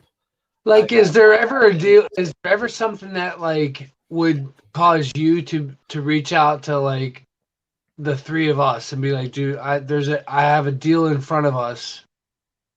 Like, I'm trying to pull as much money together. Like, dude, I've never been in. I've never had a deal in front of me where like I need to pull resources from my friends because I think it's so good.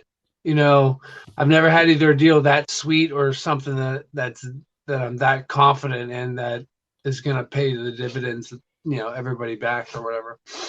Nothing I that don't I've like that's yeah. not part that's not part of my hobby.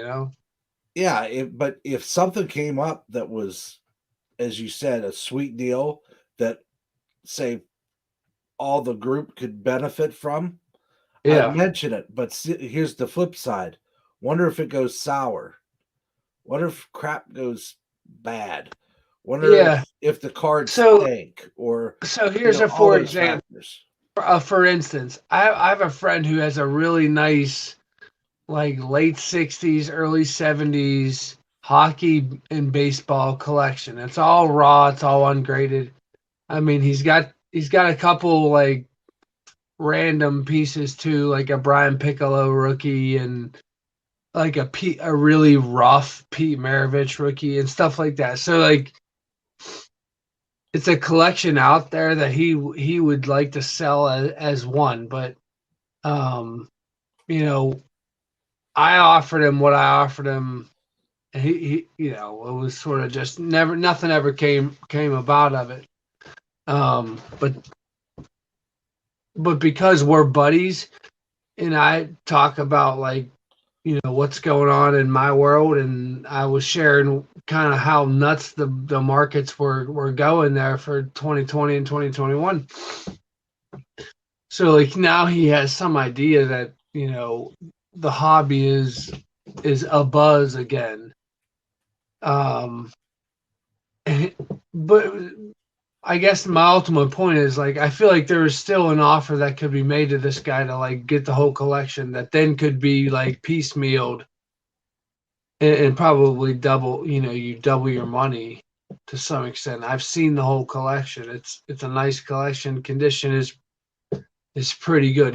There's a 71 tops Clemente that has just freaking amazing eye appeal, but like there's there's an indent in it. You know what I mean?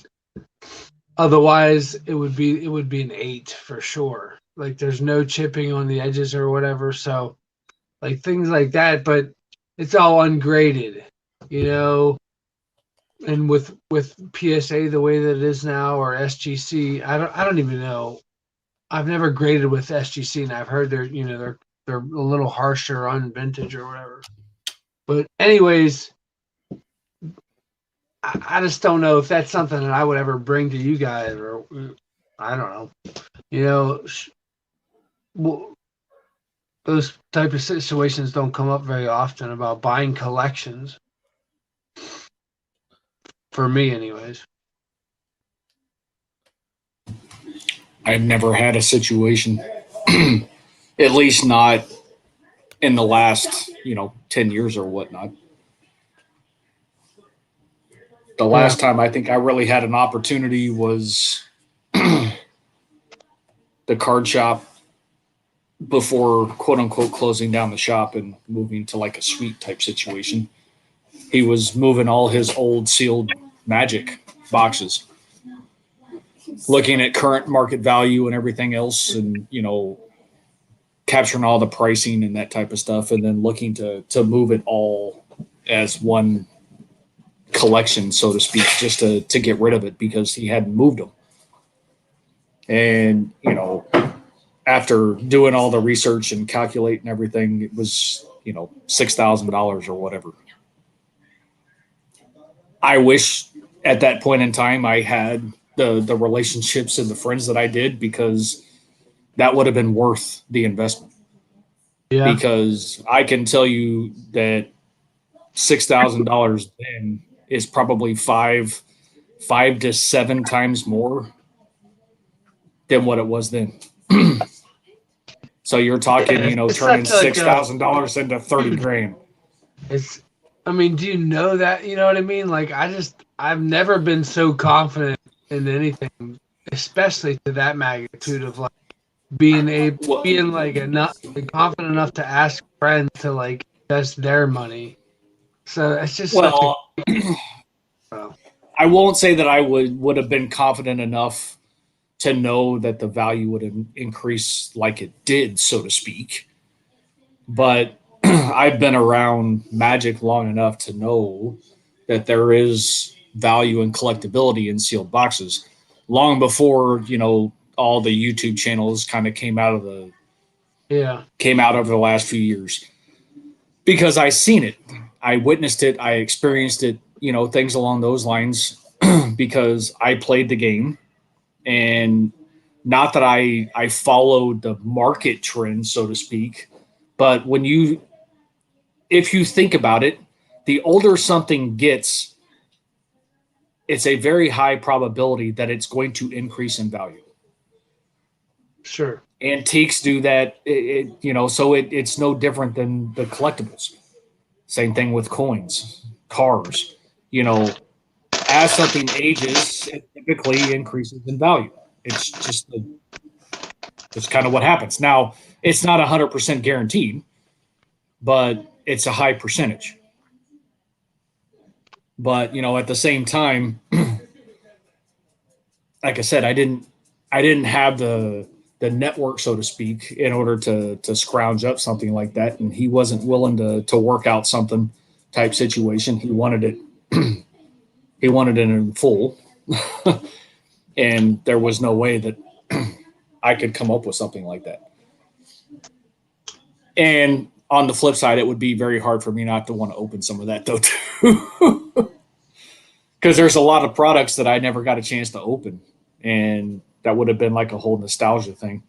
But on the flip side, if you go into quote unquote partnership with friends or whatever, you have to have ownership of the fact that, yeah, this is the agreement. This is how it's going to be. It's, and then it's a group decision on if and when you take a risk and open something, or you hold on to it, and then ultimately when you decide to sell something.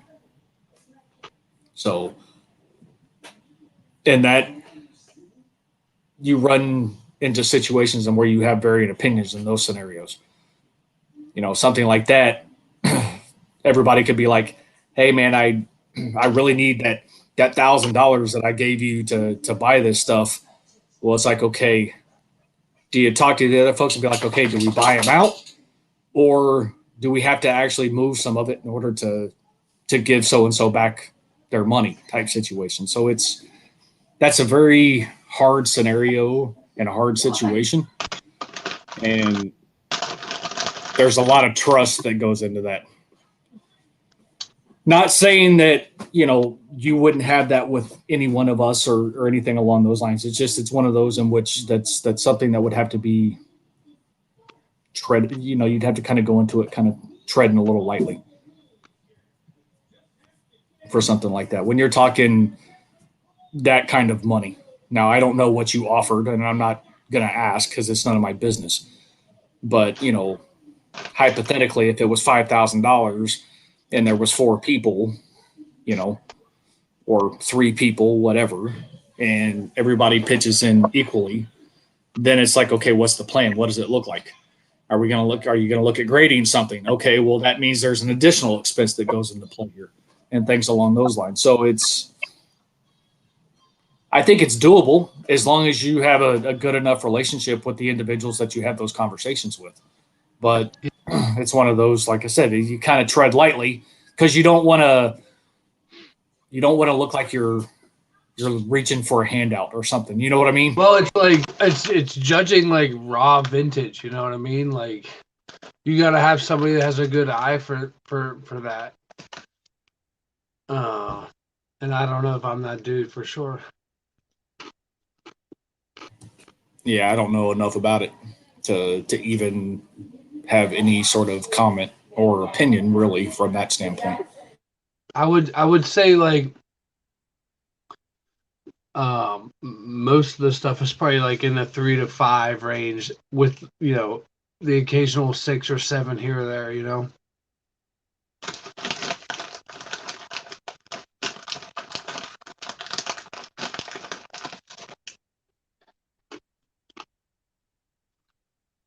Later, Yannick. Night, Yannick. Dryden says goodnight. Perfect timing. Now, on the flip side, I have asked individuals if they can purchase something from an eBay sale type situation with the expectation of reimbursing because of multiple situations. And I've reciprocated the same offer to those same individuals. I've never had to uphold my end of the deal because it didn't go in my favor, so to speak. Auction was lost. Unfortunately. But,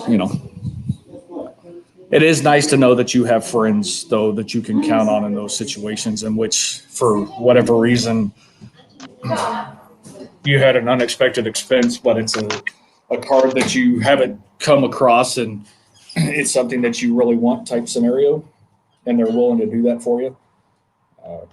Like I said, I've never, at least not recently. I did have Dave of Puff Bear years ago did that for me, and that's only because it was a Terrell Davis collector who was basically selling the bulk of his collection.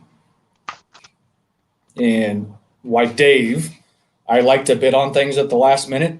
I don't like to, throw my bid out there and hope that I win something.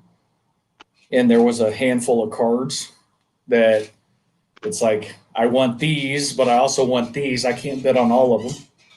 And he was able to help me out. And I did, of course, return the favor, but nothing recently, so to speak.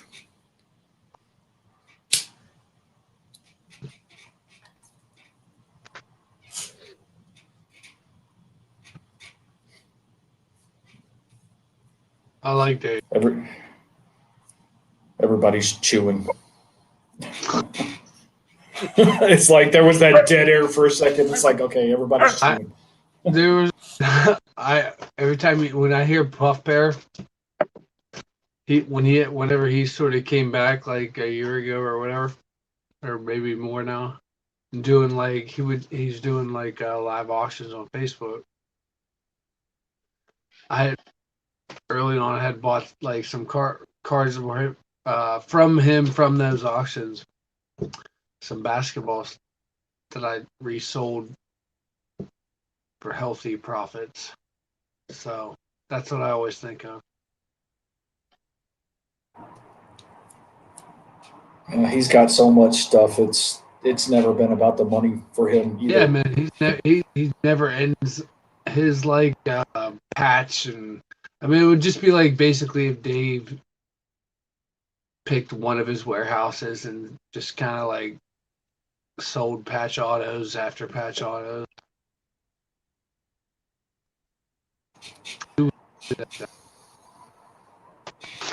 Yeah, Dave's got a big heart though too. Others may disagree with me, and that's fine. But not everybody likes the same people, which is fine. We've all talked about it on multiple occasions, and it still doesn't. It doesn't take away from the friendships that you have, and that's the important thing. But I mean, this is the real world, right? No, not everybody gets along with everybody. I mean, or like not everybody wants to be friends with everybody, or what the hell are we talking about, right? Yeah, like why would anybody want to be friends with Vinny? I mean, come on. Seriously. Always on mute and not on the screen. I think he can hear us though. That's why I said it. We'll see when he comes back. We'll see if he mentions anything when he comes back, because I'm pretty sure he can. He still may be able to hear something. Is he on dog duty right now? He's, of course, it's after 10 o'clock. Yeah, anytime he goes to this room, it's the dog room, basically, or the ability to let them out. Yep, better half is getting ready to call it a night type situation. This is true normally. This is true. If not, at a minimum, the better half heard, and she can go run in and tell him. What? I actually missed it this time because the better half there was a incident north of us, and she's watching the press conference, and she's not watching us right now. Gotcha. I just made a comment, as it pertains to not all of us like the same people and things along those lines, and I had to throw you under the bus because you weren't there to defend yourself. I was like, who in their right mind would be friends with Vinny? I mean, come on. I wouldn't. That's a load of crap. But any opportunity we have to pick on each other, we take advantage of it. We all do it, which always makes it enjoyable. That's what I like about the hobby and Instagram and stuff. And you guys know I keep my Instagram pretty tight. I like to follow people that have similar interests. Something piques my interest about them to follow them. But it's always a little different when I let them in the other way. So I might follow somebody, but when they come back and follow me, it feels kind of cool if, like last night, named Cardinal, Indigenous Rookie Card, sent me a message. He's like, dude, I didn't realize it never followed you back. And I'm like, no worries, man. And I always liked his stuff because sometimes you want to hear a story, and that dude tells a good story about the card and the players. There's another guy that's Asian hockey cards, and he gives us a synopsis about those players. It's because you don't hear about those people, Like I remember when we drafted Jim Pack, first Korean-born player for the Penguins, and it was cool. It was like, hey, we got Jim Pack on our team, and he was a heck of a good player, and he helped us with the Stanley Cup. But to see a write up of all the stuff I don't know and the history behind a guy. Miles will do it too. Cardboard nostalgia or hockey card nostalgia, or I forget what he is. So sorry, Miles, or Milo, or however you want to be called right now. But he'll write up on players and stuff, and it's just like, dang, I never knew that. Sometimes those stories are what I like to hear about rather than the cards. I want to hear about the players or the story of how I got the card. Like the one last night. That thing got lost in the mail for like 4 days. I contacted the seller, nothing. But I used the incident as an intro to my IRP push for the week to bang up them watch times and view numbers. So, but I like to use mine as an intro to some kind of speech about good community stuff and come visit the IRP and be friends and all that kind of stuff. Dog, be back. We know you like to be on your soapbox. It's okay. That I do. Not near as much as Dave, though. Not near as much as Dave. Dave, I think, tops most individuals. Dave's had some soapbox experiences in his life. Yeah, quite a few, actually. Pretty sure that's actually his middle name, Soapbox. People think I was a soapbox derby champion, and no, it's nothing to do with that. Nobody would confuse you with the soapbox derby champion, Dave. Your woodworking skills are subpar. Are they, though? Do we know this for a fact? I mean, he is from Minnesota. He is Amish. That's true. He has that going for him. Or say, what's with the hat? I'm Amish. What do you mean? You're Dave. So I'm liking the grunge. This is like the grunge Amish. This is as long as I've had it since I was probably like 13 years old. I've enjoyed the metamorphosis. I have. One of few people, and I don't have my comb with me, but I'll comb my hair like down the middle and have it over here, and I look studious. And so many of the coworkers are like, "Oh, just tussle your hair around, tossle it, do something because it's hideous that way." And I said, "Go to the library and study," and they're just like, "You're an idiot." If you get that kind of reaction, keep doing that. Oh, I thrive off that. That's gold. People just look and they're like, ugh. You can even without them actually having an audible groan or sigh or anything, you can just see when they look and they're just like, it's like the air's deflating out of them. It's like, good. my work here is done.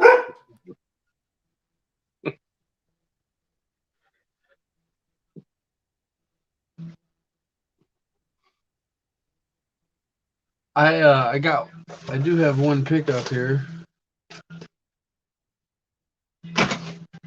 Wait a minute. He lost it. I found it.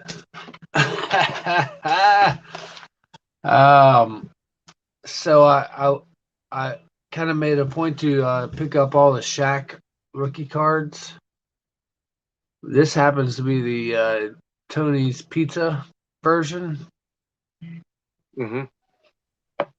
in a PSA 8. I would love it at a 9, but maybe I was impatient.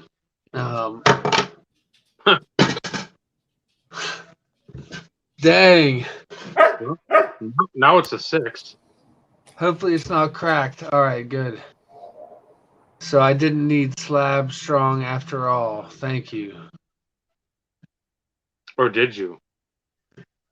So I just wonder who goes around like I don't ever throw my slabs anywhere. Ever. No. You just did. Well, yeah. I dropped it. Threw it. But like that's not it's still fine. I don't know. I've never thrown my slabs down a hallway is what I'm saying. Like a team bag is a superior fit sleeve as they're now known is all I've ever needed. I don't know. Anyways, side note.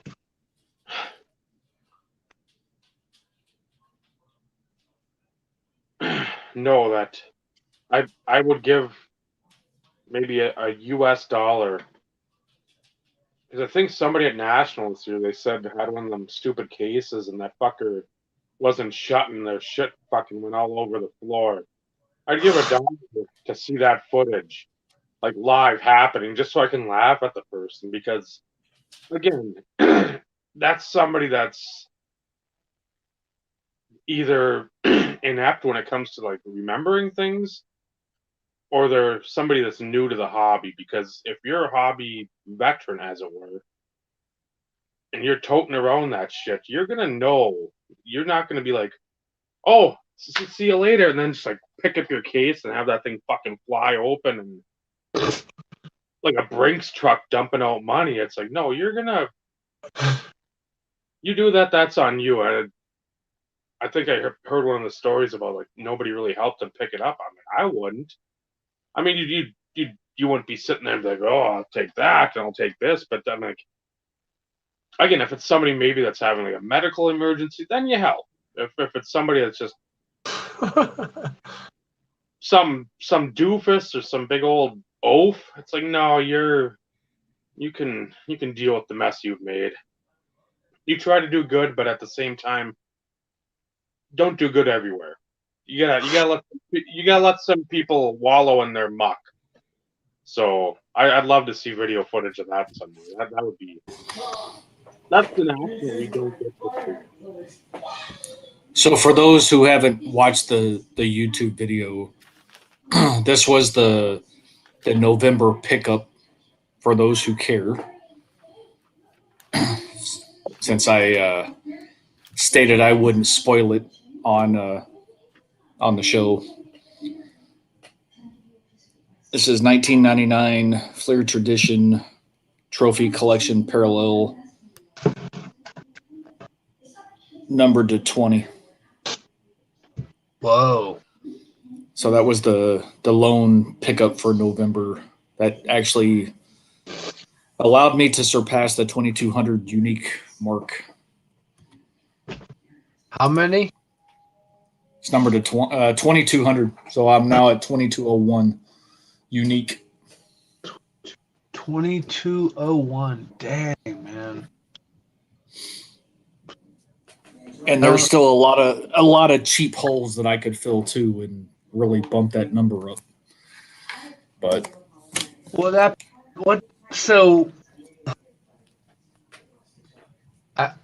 brings up an interesting topic in my mind as somebody that's like a collector of a player that is at least interested in that unique number, right? And so at what point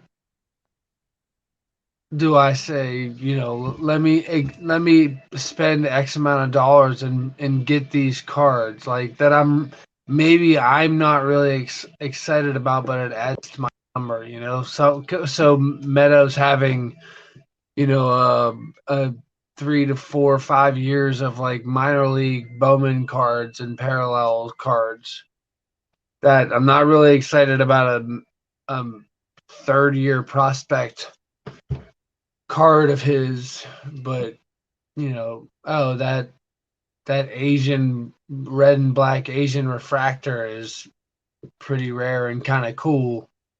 Let me get that. But it's again, I could easily easily see it as like, oh, that's just another random parallel that I'm not that excited about. Like, what's the what gives you the oomph to like, I'm gonna pick up that card versus like and add to my numbers versus like, I know I can kind of get that whenever. It's a mindset, Bob. Yeah.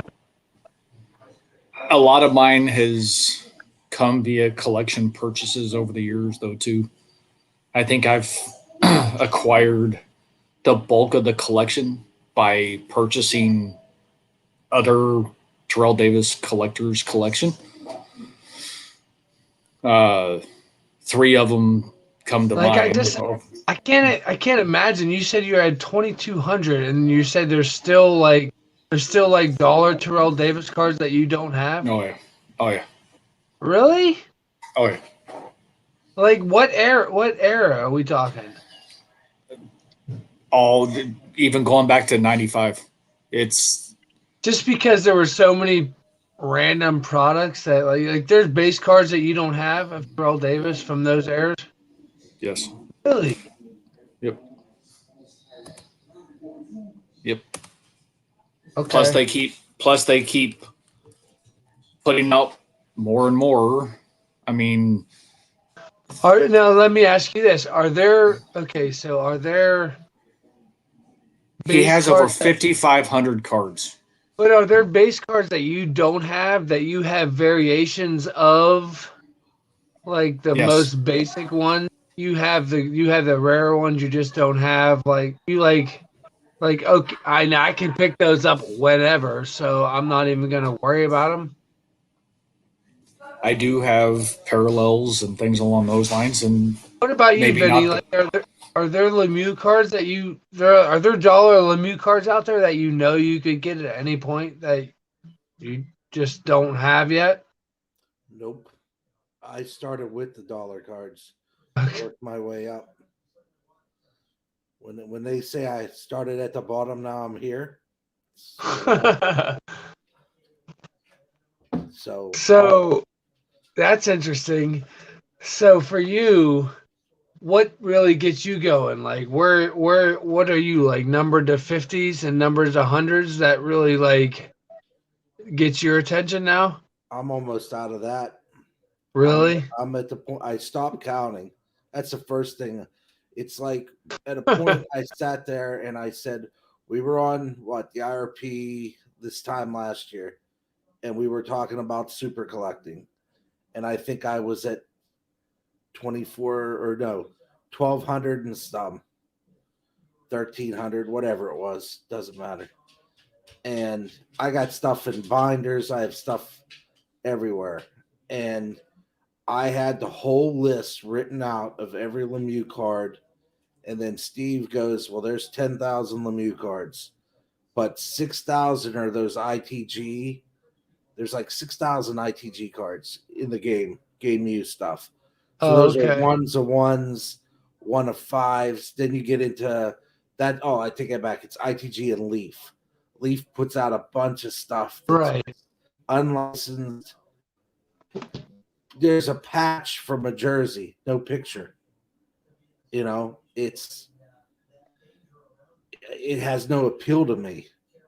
I could buy there's one card. I will buy every copy that I could get my hands on if it's a reasonable price.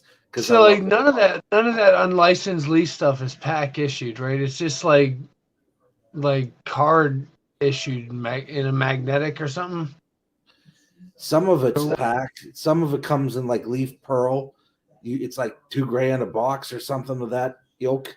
It's like super expensive. I don't know if it's $2,000, but whatever it is, it's not cheap. Yeah. And you Right. get like 6 cards. I'd rather go after the singles or something like that if I have them when they're aesthetically pleasing or they're so cheap that I were like. I always think of those like brand those releases. Like the freaking patch windows are so they're like a quarter-inch square, you know, Yeah. or a half inch square, and it's this tiniest little like patch window for stuff. I mean, Or they do make every once in a while they'll make something. You know, I see Carlos posting stuff from his Modano stuff, but I don't know, man. They don't really like do it.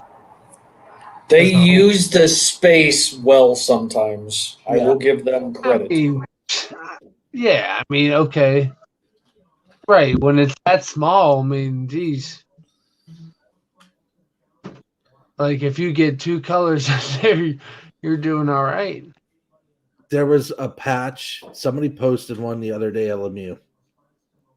It's an unlicensed picture, so there's no crest, there's no C. That's just him and his helmet, and there's like 6 patches. And I'm like, that's the patches are dope. They're awesome. I like them, but it doesn't do it for me. Now today, I got an offer on something from somebody, and I walked up to the better half and I said, "She gets my phone. This is the wife I have." He goes, "Before you buy it, let me look at the card." I said, "All right." She gets that, puts it up there, and she's moving the screen around, looking at the corner. She goes, "Do you notice that bottom right hand corner is a little nicked?" I'm like, "Yeah." I said, "But it's a thicker card."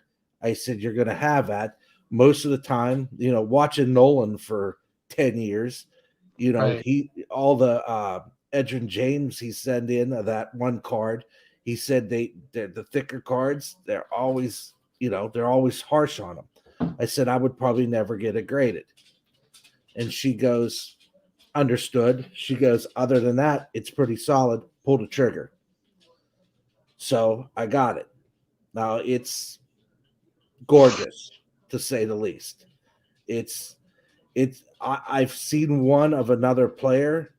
Again, going back to what Dave said, when you see one of another player and you're like, sweet, when you have one of those, you get the book, you look, you're like, oh, he has one. Then you never see it.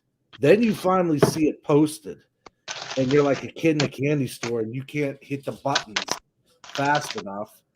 But in my case, it was up, it was taken down. So I thought somebody bought it offline, which is prevalent these days. You get a message, like they say, your Instagram handle is your eBay handle. So somebody messages you offline and it becomes an offline deal. But in my case, he took it down, put it back up within an hour, and he lowered the price. Then I put a heart on it, and then he sent me an offer. And then I counter offered, and he accepted my counter offer. So it was a whole to do, but it was just cool that the wife wanted to inspect it before I pulled the trigger. Yeah, I And like. but I want to tell you, it's a 7. It's probably a 7 at the best, at 8 because of that corner. Like as much as I like hearing that, that's like a thing that your wife is like looking at corners and stuff. I think if my wife was doing that, that would like annoy the shit out of me for some reason. I You're like. constantly like questioning my judgment for some reason. Well, I didn't notice it, so her second set of eyes. I was just so giddy that it's like the time. It's the mirror red story. So there was a mirror red 96, 97.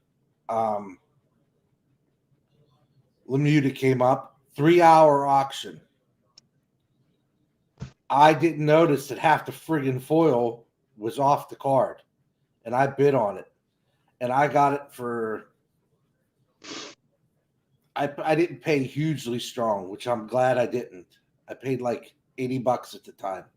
What do you mean the foil? It was peeling or something? It's off. OFF off. Gone. GONE gone. It even had it in the description, so I couldn't say anything.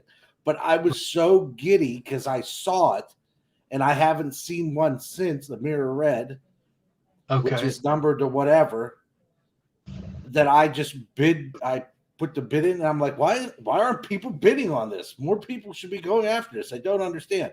Well, you're an idiot, Vinny, and you screwed the pooch. Now you're stuck with a card. But I got one. One's off the market. But it's sitting in my closet because I can't put it in a top loader because every time I look at it, it disgusts me for being stupid. Is that a year of like mirror red, mirror blue, Yep. mirror gold, and they're all numbered? Correct. Well, they're not numbered, but there's I have it's the base, the red, the blue. I have the red and the blue. Then there's mirror gold, mirror blue, mirror red, and I have the mirror red, but it's jacked up. And the mirror gold, the one I bid on, yeah, I lost. I got trucked. Trucked is an understatement. Even with the better half, go for it, Vinny. I got trucked only by a few bucks, but we don't know. Like Steve would say, you'll never know if that was all you lost by. Should have listened to me. I did. I bid what you told me to buy. No, you bid higher. I told you to go higher. Oh, You didn't listen. okay. I failed as usual. Life's full of disappointments. I get uncomfortable when any one like bid is more than like a mortgage payment. So that's never like a comfortable space for me. It wasn't there, and I tell you what, it's hard for me to go.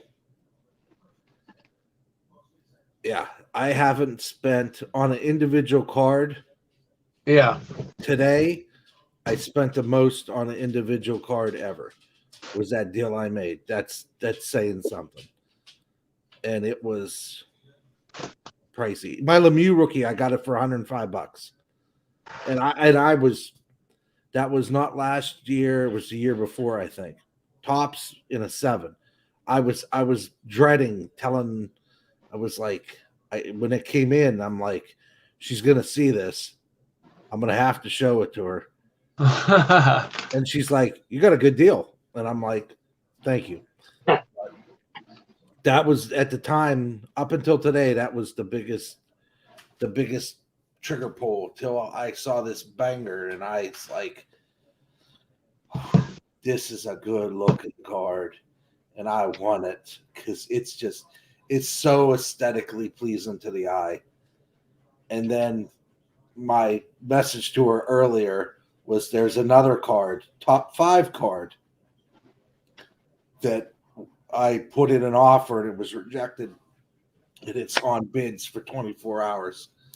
So in the next 24 hours, I might have a top 5 card, and I have permission to bid strong. So let me ask you this: as we like get close to the end of the year here, do you guys like do like a retrospective look on the year and see what you bought and maybe like document that the year in that way? I see people do like year-end recaps and stuff. I've never actually like kept track of it, so like I'd have to go back to watch all my pickup videos and like figure out what I actually bought this year. Or do you guys keep track of that? I go back through and just kind of look at them.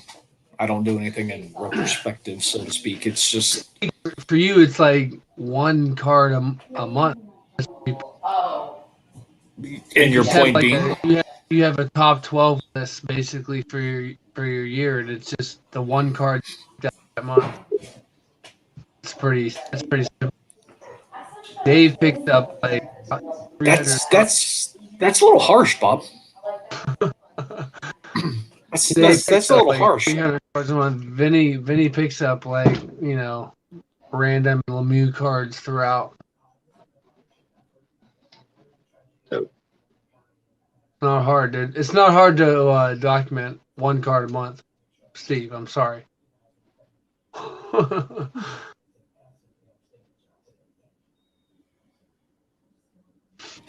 And for the record, I picked up over 100 cards this year. So you can kiss my ass. What were you thinking about doing tonight? And they're all sitting right here to the right of me.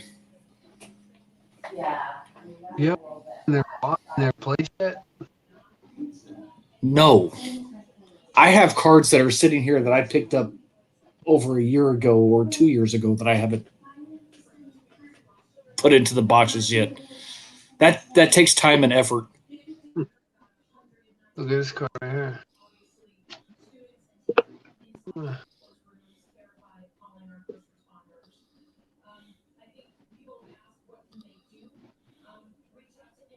Oh, the big glove card.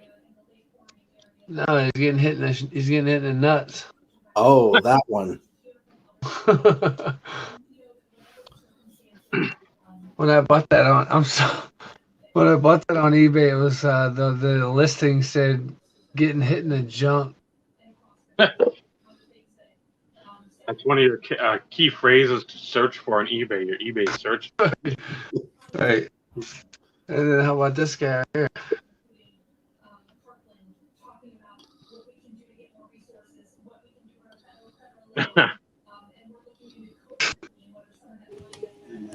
That looks like you a little bit there, Bob. I mean, we are both right-handed. That's where the similarities end. And if I'm not mistaken, I actually think I have a small handful of cards that I picked up like 3 years ago that are still sitting over here because I need mags for them. Oh, there it is. You shut the back door. Is that a real PMG or what are we looking at? It's an upper deck, so not PMG. It's like out of Moss's rookie year. That black diamond where they had like the red, the yellow, and then the green was the 1 to 150. Well, in hockey, they're to 100. The green. One off the jersey number too, but that was one. I don't know. I think Carlos and I have talked about this before, even way back on his show, that he's a bigger fan of like the first year, the second year of the Black Diamond, where I love these emeralds.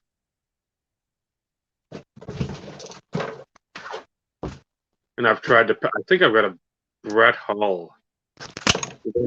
Brett Hull again. It's not like he's some scrubby player. I got the Brett Hull for I think like 12 or 15 shipped, and I paid probably, if I went for like $10, I paid about 10 times that for this. But it's basically the same price as what it was in June of 2020 when I lost it. The Czech Republic seller had it up. There's still a couple cards that have not resurfaced from the stuff he had then, so those are the ones that are always the ones that haunt me greatly, and that was one that I was willing to pay the stupid price and then pay and not be like complaining about it, because that one for me is even on the list. I don't know. I think it made top 10. If it didn't, it was right on the outside. I think it was number 8. But at the same time, of things that I've picked up over the year, that's crept up because there's still like 2 or 3 above it. So I'm super happy to at least get that. There's another one that didn't even make the list because again, there's just so many inserts and then insert parallels. That one, I don't know, that should be here. I think it's coming from Canada. So but that one's one that I'm super happy with. I mean, again, we all go in the ebbs and the flows of, okay, we lose a bunch that we really have our eyes on. In the same vein, we don't want to sit there and jump into buy stuff we really don't care or don't have that much desire for just because we want to have something come in. But then sometimes the tides turn and you're able to win some. I know I've got another card for another collection coming in that's ridiculous, and it's my first card of these said type of these game used pieces. So paid strong on it, but at the same time, I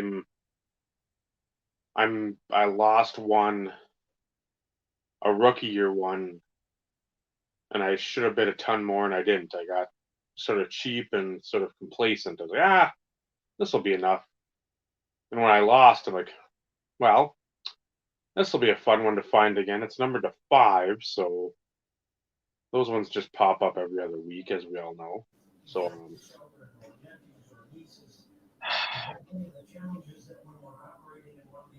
I wish a different player was one of the replacing a player on there, but at the same time, I'm just happy the guy worked with me because he had a $300 buy it now best offer, and I got him to take about $110 off. So he got more than he was expecting, and I spent less than I wanted. I didn't want to drop $200. So, again, after taxes and shit, I did, but in the same vein, it's like, well, whatever. I can sort of feel like a victory to me. So, but yeah, it comes and goes in waves, and it's, when you start losing a bunch, or you start just you hear asinine nonsense from people where sports cards, it's almost like it's their lifestyle. When you just hear dumbness coming from every crevasse and orifice of the hobbyverse, it gets tiresome, and it gets tiresome quickly. Our base card's dead. Well, if you watched the IRP back in April, we almost had an episode about that. Oh, we did. Talking about what people perceive as a key rookie card, and then saying, well, this numbered one is going for a lot less. Get the numbered one. People think they're reinventing the wheel, and they're not. So that's where you get tiresome. That's where the hobby love wanes a little bit. It's like that scene from Good Will Hunting. He's like, don't And then when be. you have the circle quite a bit tonight, then the connection issues. That's another thing that gets frustrating. But some nights are good with that. Some nights are horseshit. Tonight's been a very bad night for connectivity. And nothing else. I mean, I've been watching like the Peacock network, and nothing there going wonky, and I'm 8 feet away from the router, so not like I'm sitting 2 blocks away and hoping I'm connected, but He digresses.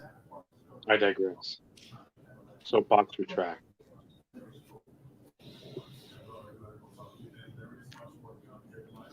But like I was saying, the in Good Will Hunting, he goes, 20 years from now, you're going to wake up and you're going to say, man, I was just not original whatsoever. And all that pumping and dumping, you could have, that you paid $54.95 a month for some app, and then $72.95 a month for this, and $29 for that to get information. you could have got from a $10 Beckett from Yankee Doodle on eBay and read it and went to Cardboard Connection and figured it out yourself. Just saying. Checks in the mail, Steve.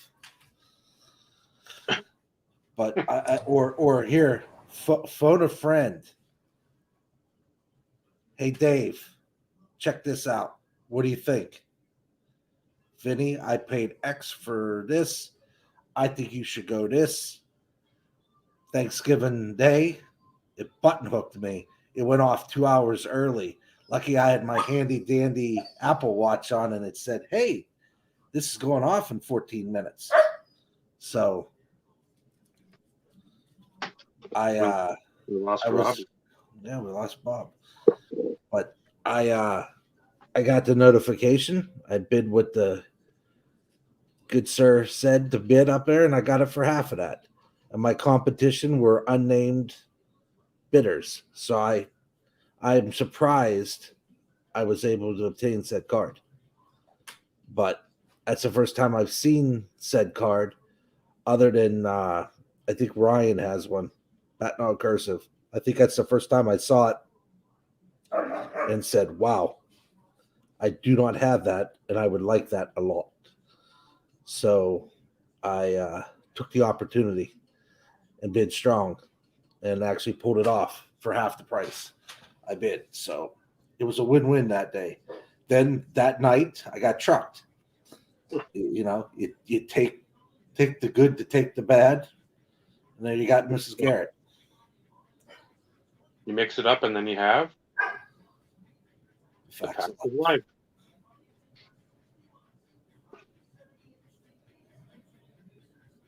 life. No, that. Yeah, you showed me that one, and I know if I wouldn't have seen a brodeur like that one,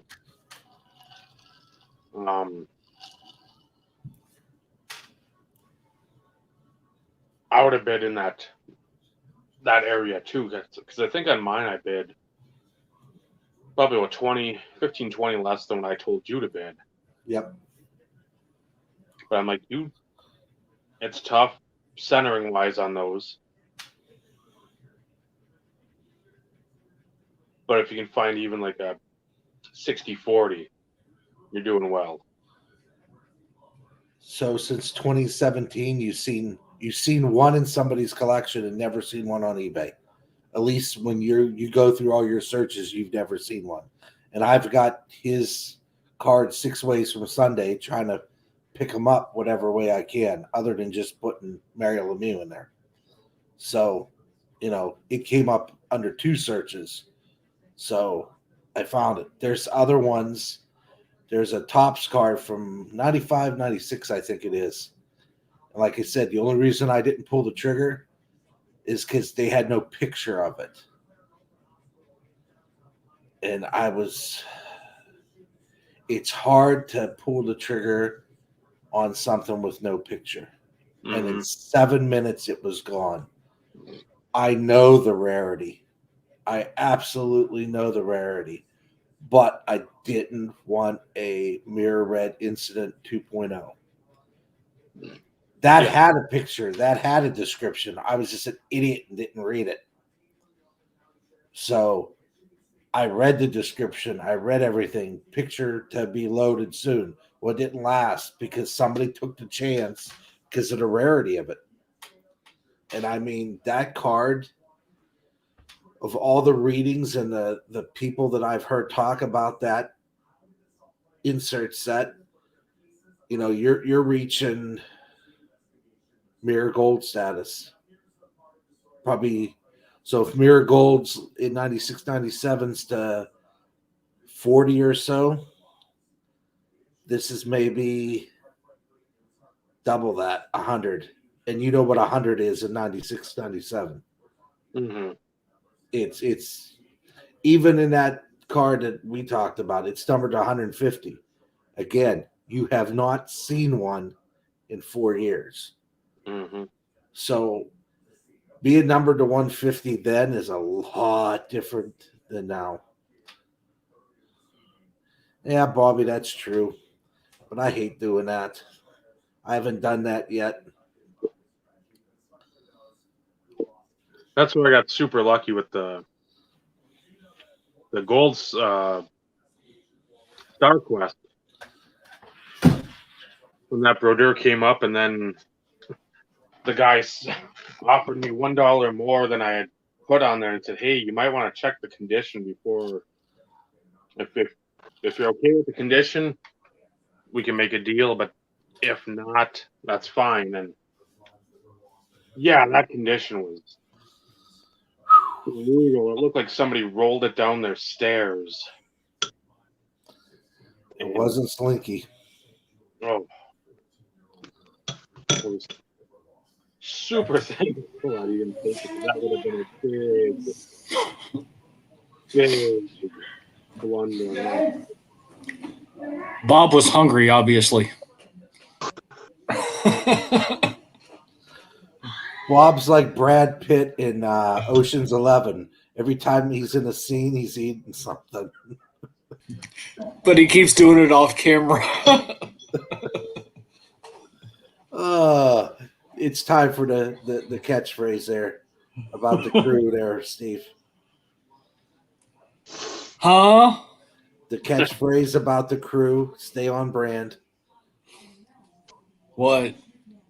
I love this crew of misfits. No, you added the misfits. That doesn't count. Well, I'm adding the misfits part because, frankly, look at us all. I resemble that remark. Then own it, Vinny. Own it. I love this crew of misfits. There we go. Hashtag copyright. Yeah, somehow, shape, form, or fashion that'll pop up somewhere. I'm sure in another podcast at some point. So what you eating, Bob?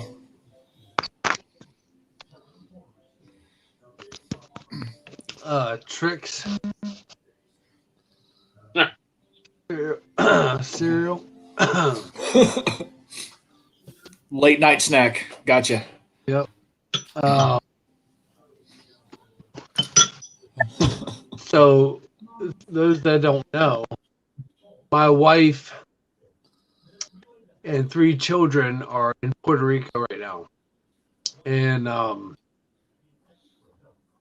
apparently, cereal has what's known as red dye in it.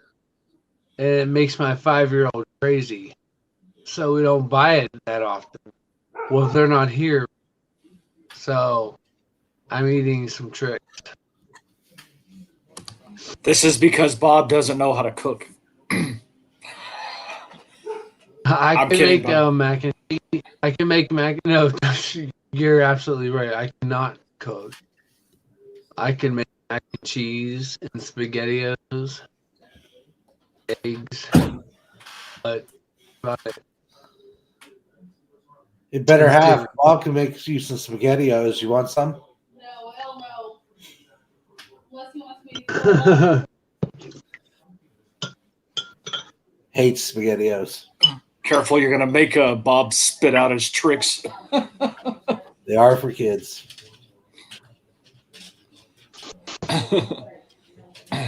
With or without the microwave, Bob.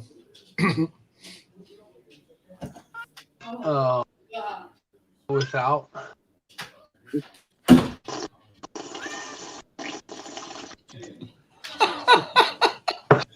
Somebody say something funny next time he does that. Let's see if we'll make him lose his milk. Come on, Dave. You're good at that. I am. You're failing miserably, though. I left my inhaler downstairs. It's hoping for a quiet night.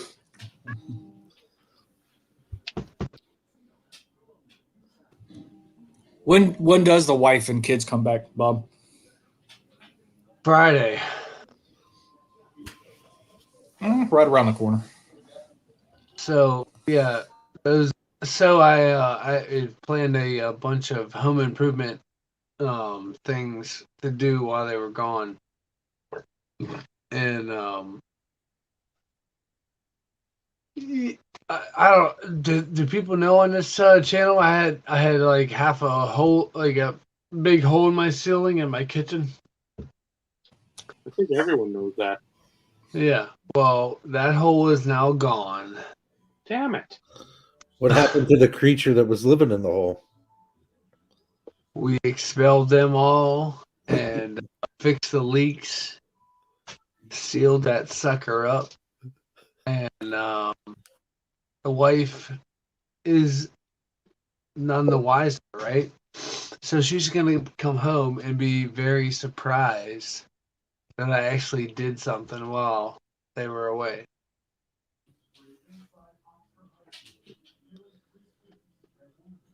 Yep.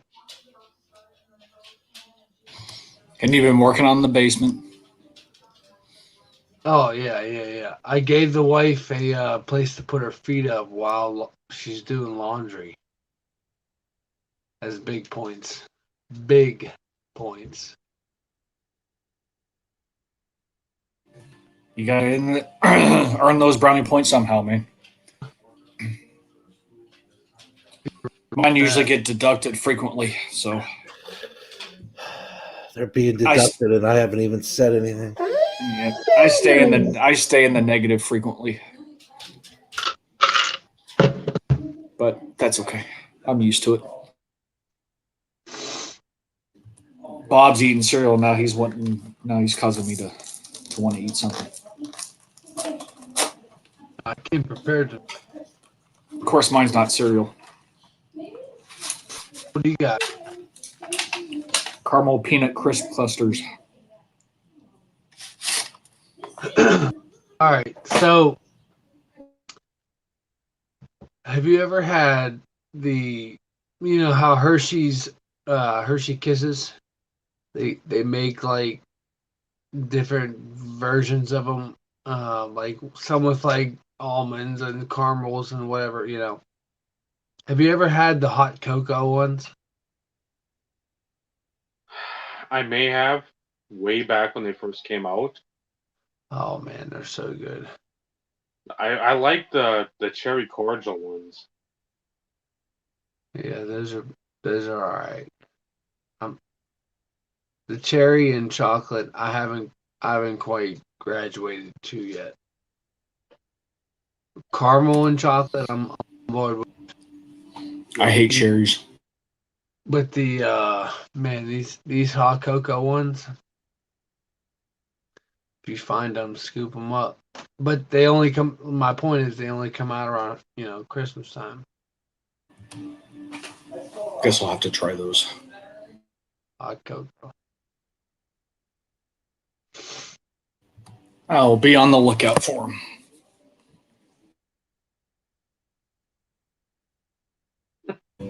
So, Dave, we're coming up on the 3-hour mark. It's been a while. Couple episodes anyway.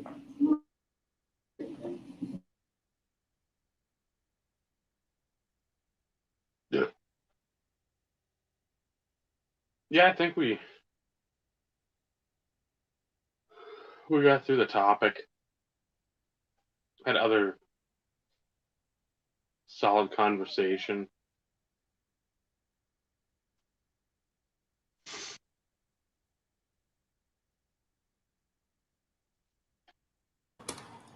Says who, Bobby? Says who? Yeah.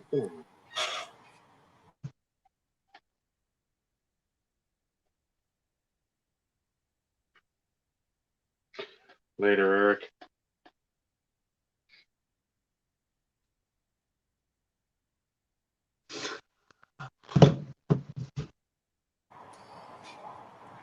And he's fighting with the dogs, obviously.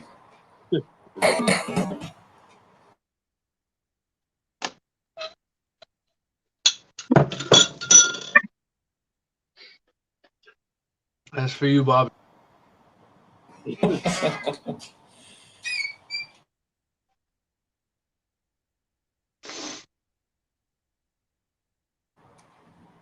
Anything on the horizon, Steve, for you? Any auctions or whatnot pop up that have intrigued you? I think maybe you made mention to that. I have 2. We'll see. We'll see. One's graded a 7, which is fairly low, but still, it's one that I wouldn't have an issue with cracking out of the case, because it is one that has eluded me on multiple occasions. So we'll see. I don't remember what the other one is, though. I'd have to go back through and look at my watch list and see. But there is one, most definitely. But I'm pretty sure there's 2. I have to go back and double check. I check now, but my phone's inside, so.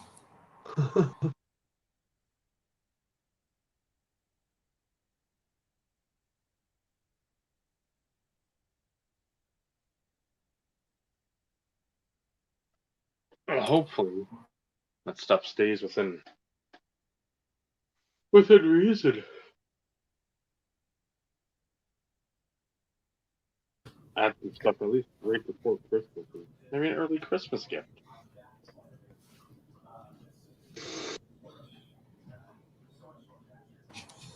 Yeah, I'm hoping so. The other, I mean, the one, like I said, it's graded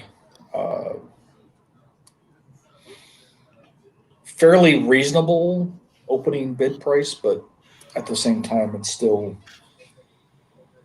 it'll see what type of action it gets, I guess. So we'll see. Let's see. Recently added to the watch list. Those I added tonight, those don't count. I know what we're talking about. Okay. What are we talking about? I think I know what we're talking about, but I could be wrong. But I was gone on dog duty because I couldn't find the little one. He disappeared. And would you care to elaborate then? He was in the back, far back of the yard in the flower bed behind a bush. And he's hard to see. When I call Dryden, he goes, whoop. When I call Ghost, he growls. When I call him, he looks at me. It's like the 3-headed dragon you see. And there's the 2 mean-looking heads, then there's the 3rd head. That's sometimes Galaxy. Okay, there's actually 3 that I've got my eyes on. One is one, to be brutally honest, I don't think I've ever seen it. Ever.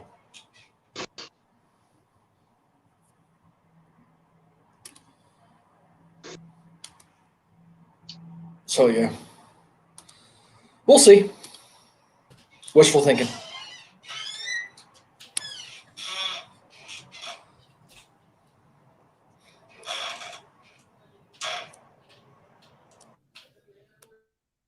And Rennie, you anything on What's your radar? on the radar? That one that popped today, that's gonna take some funds to recuperate. And the one that popped on the radar, that's a 24-hour auction. I was offered that card this weekend at the card show. My uncle came to town to visit. Never been to a card show in like 20 years, other than the ones in the mall. So he's like, "Let's go to the card show." I'm like, because I showed off the cards to him for like 2 hours, and he sat there in amazement. Never knew I had this collection. And we went to the card show, talked to one of the guys I knew. He said, "Oh, for you, I'll give you X." Well, I have a chance to get that card for cheaper, and it doesn't have a stain. So, yeah, let's see if we can. This would be a big one off the list. Top 5 would make me happy, and would end my. It would be a good way to close out. Well, son of a gun, it's the first of the month. Well, that'll take some of December's budget. I put it that way. So that's the big one on my radar. It's a good one. So soapbox retract.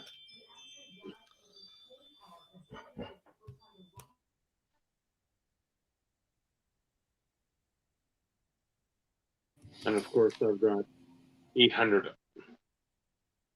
irons in the fire, so per the usual. I'm sure Bob does too, with all his cavalcade of excitement.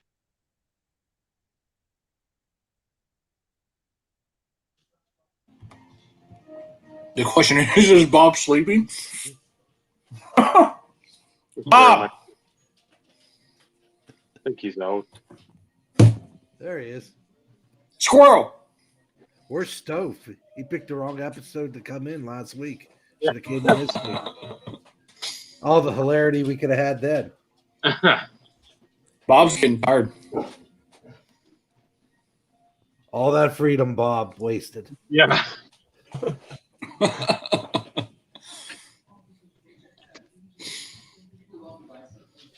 what happens with 11 p.m. and you've had some adult beverages. I don't know what you're talking about. Middle part of the week. The Red 5 did him in. It had the opposite effect. Obviously, the beer wasn't sour enough.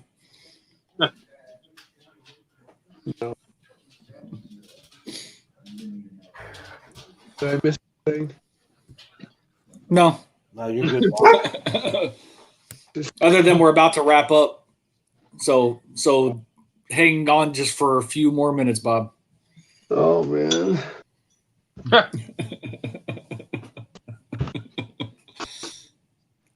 You got this. You got this, man.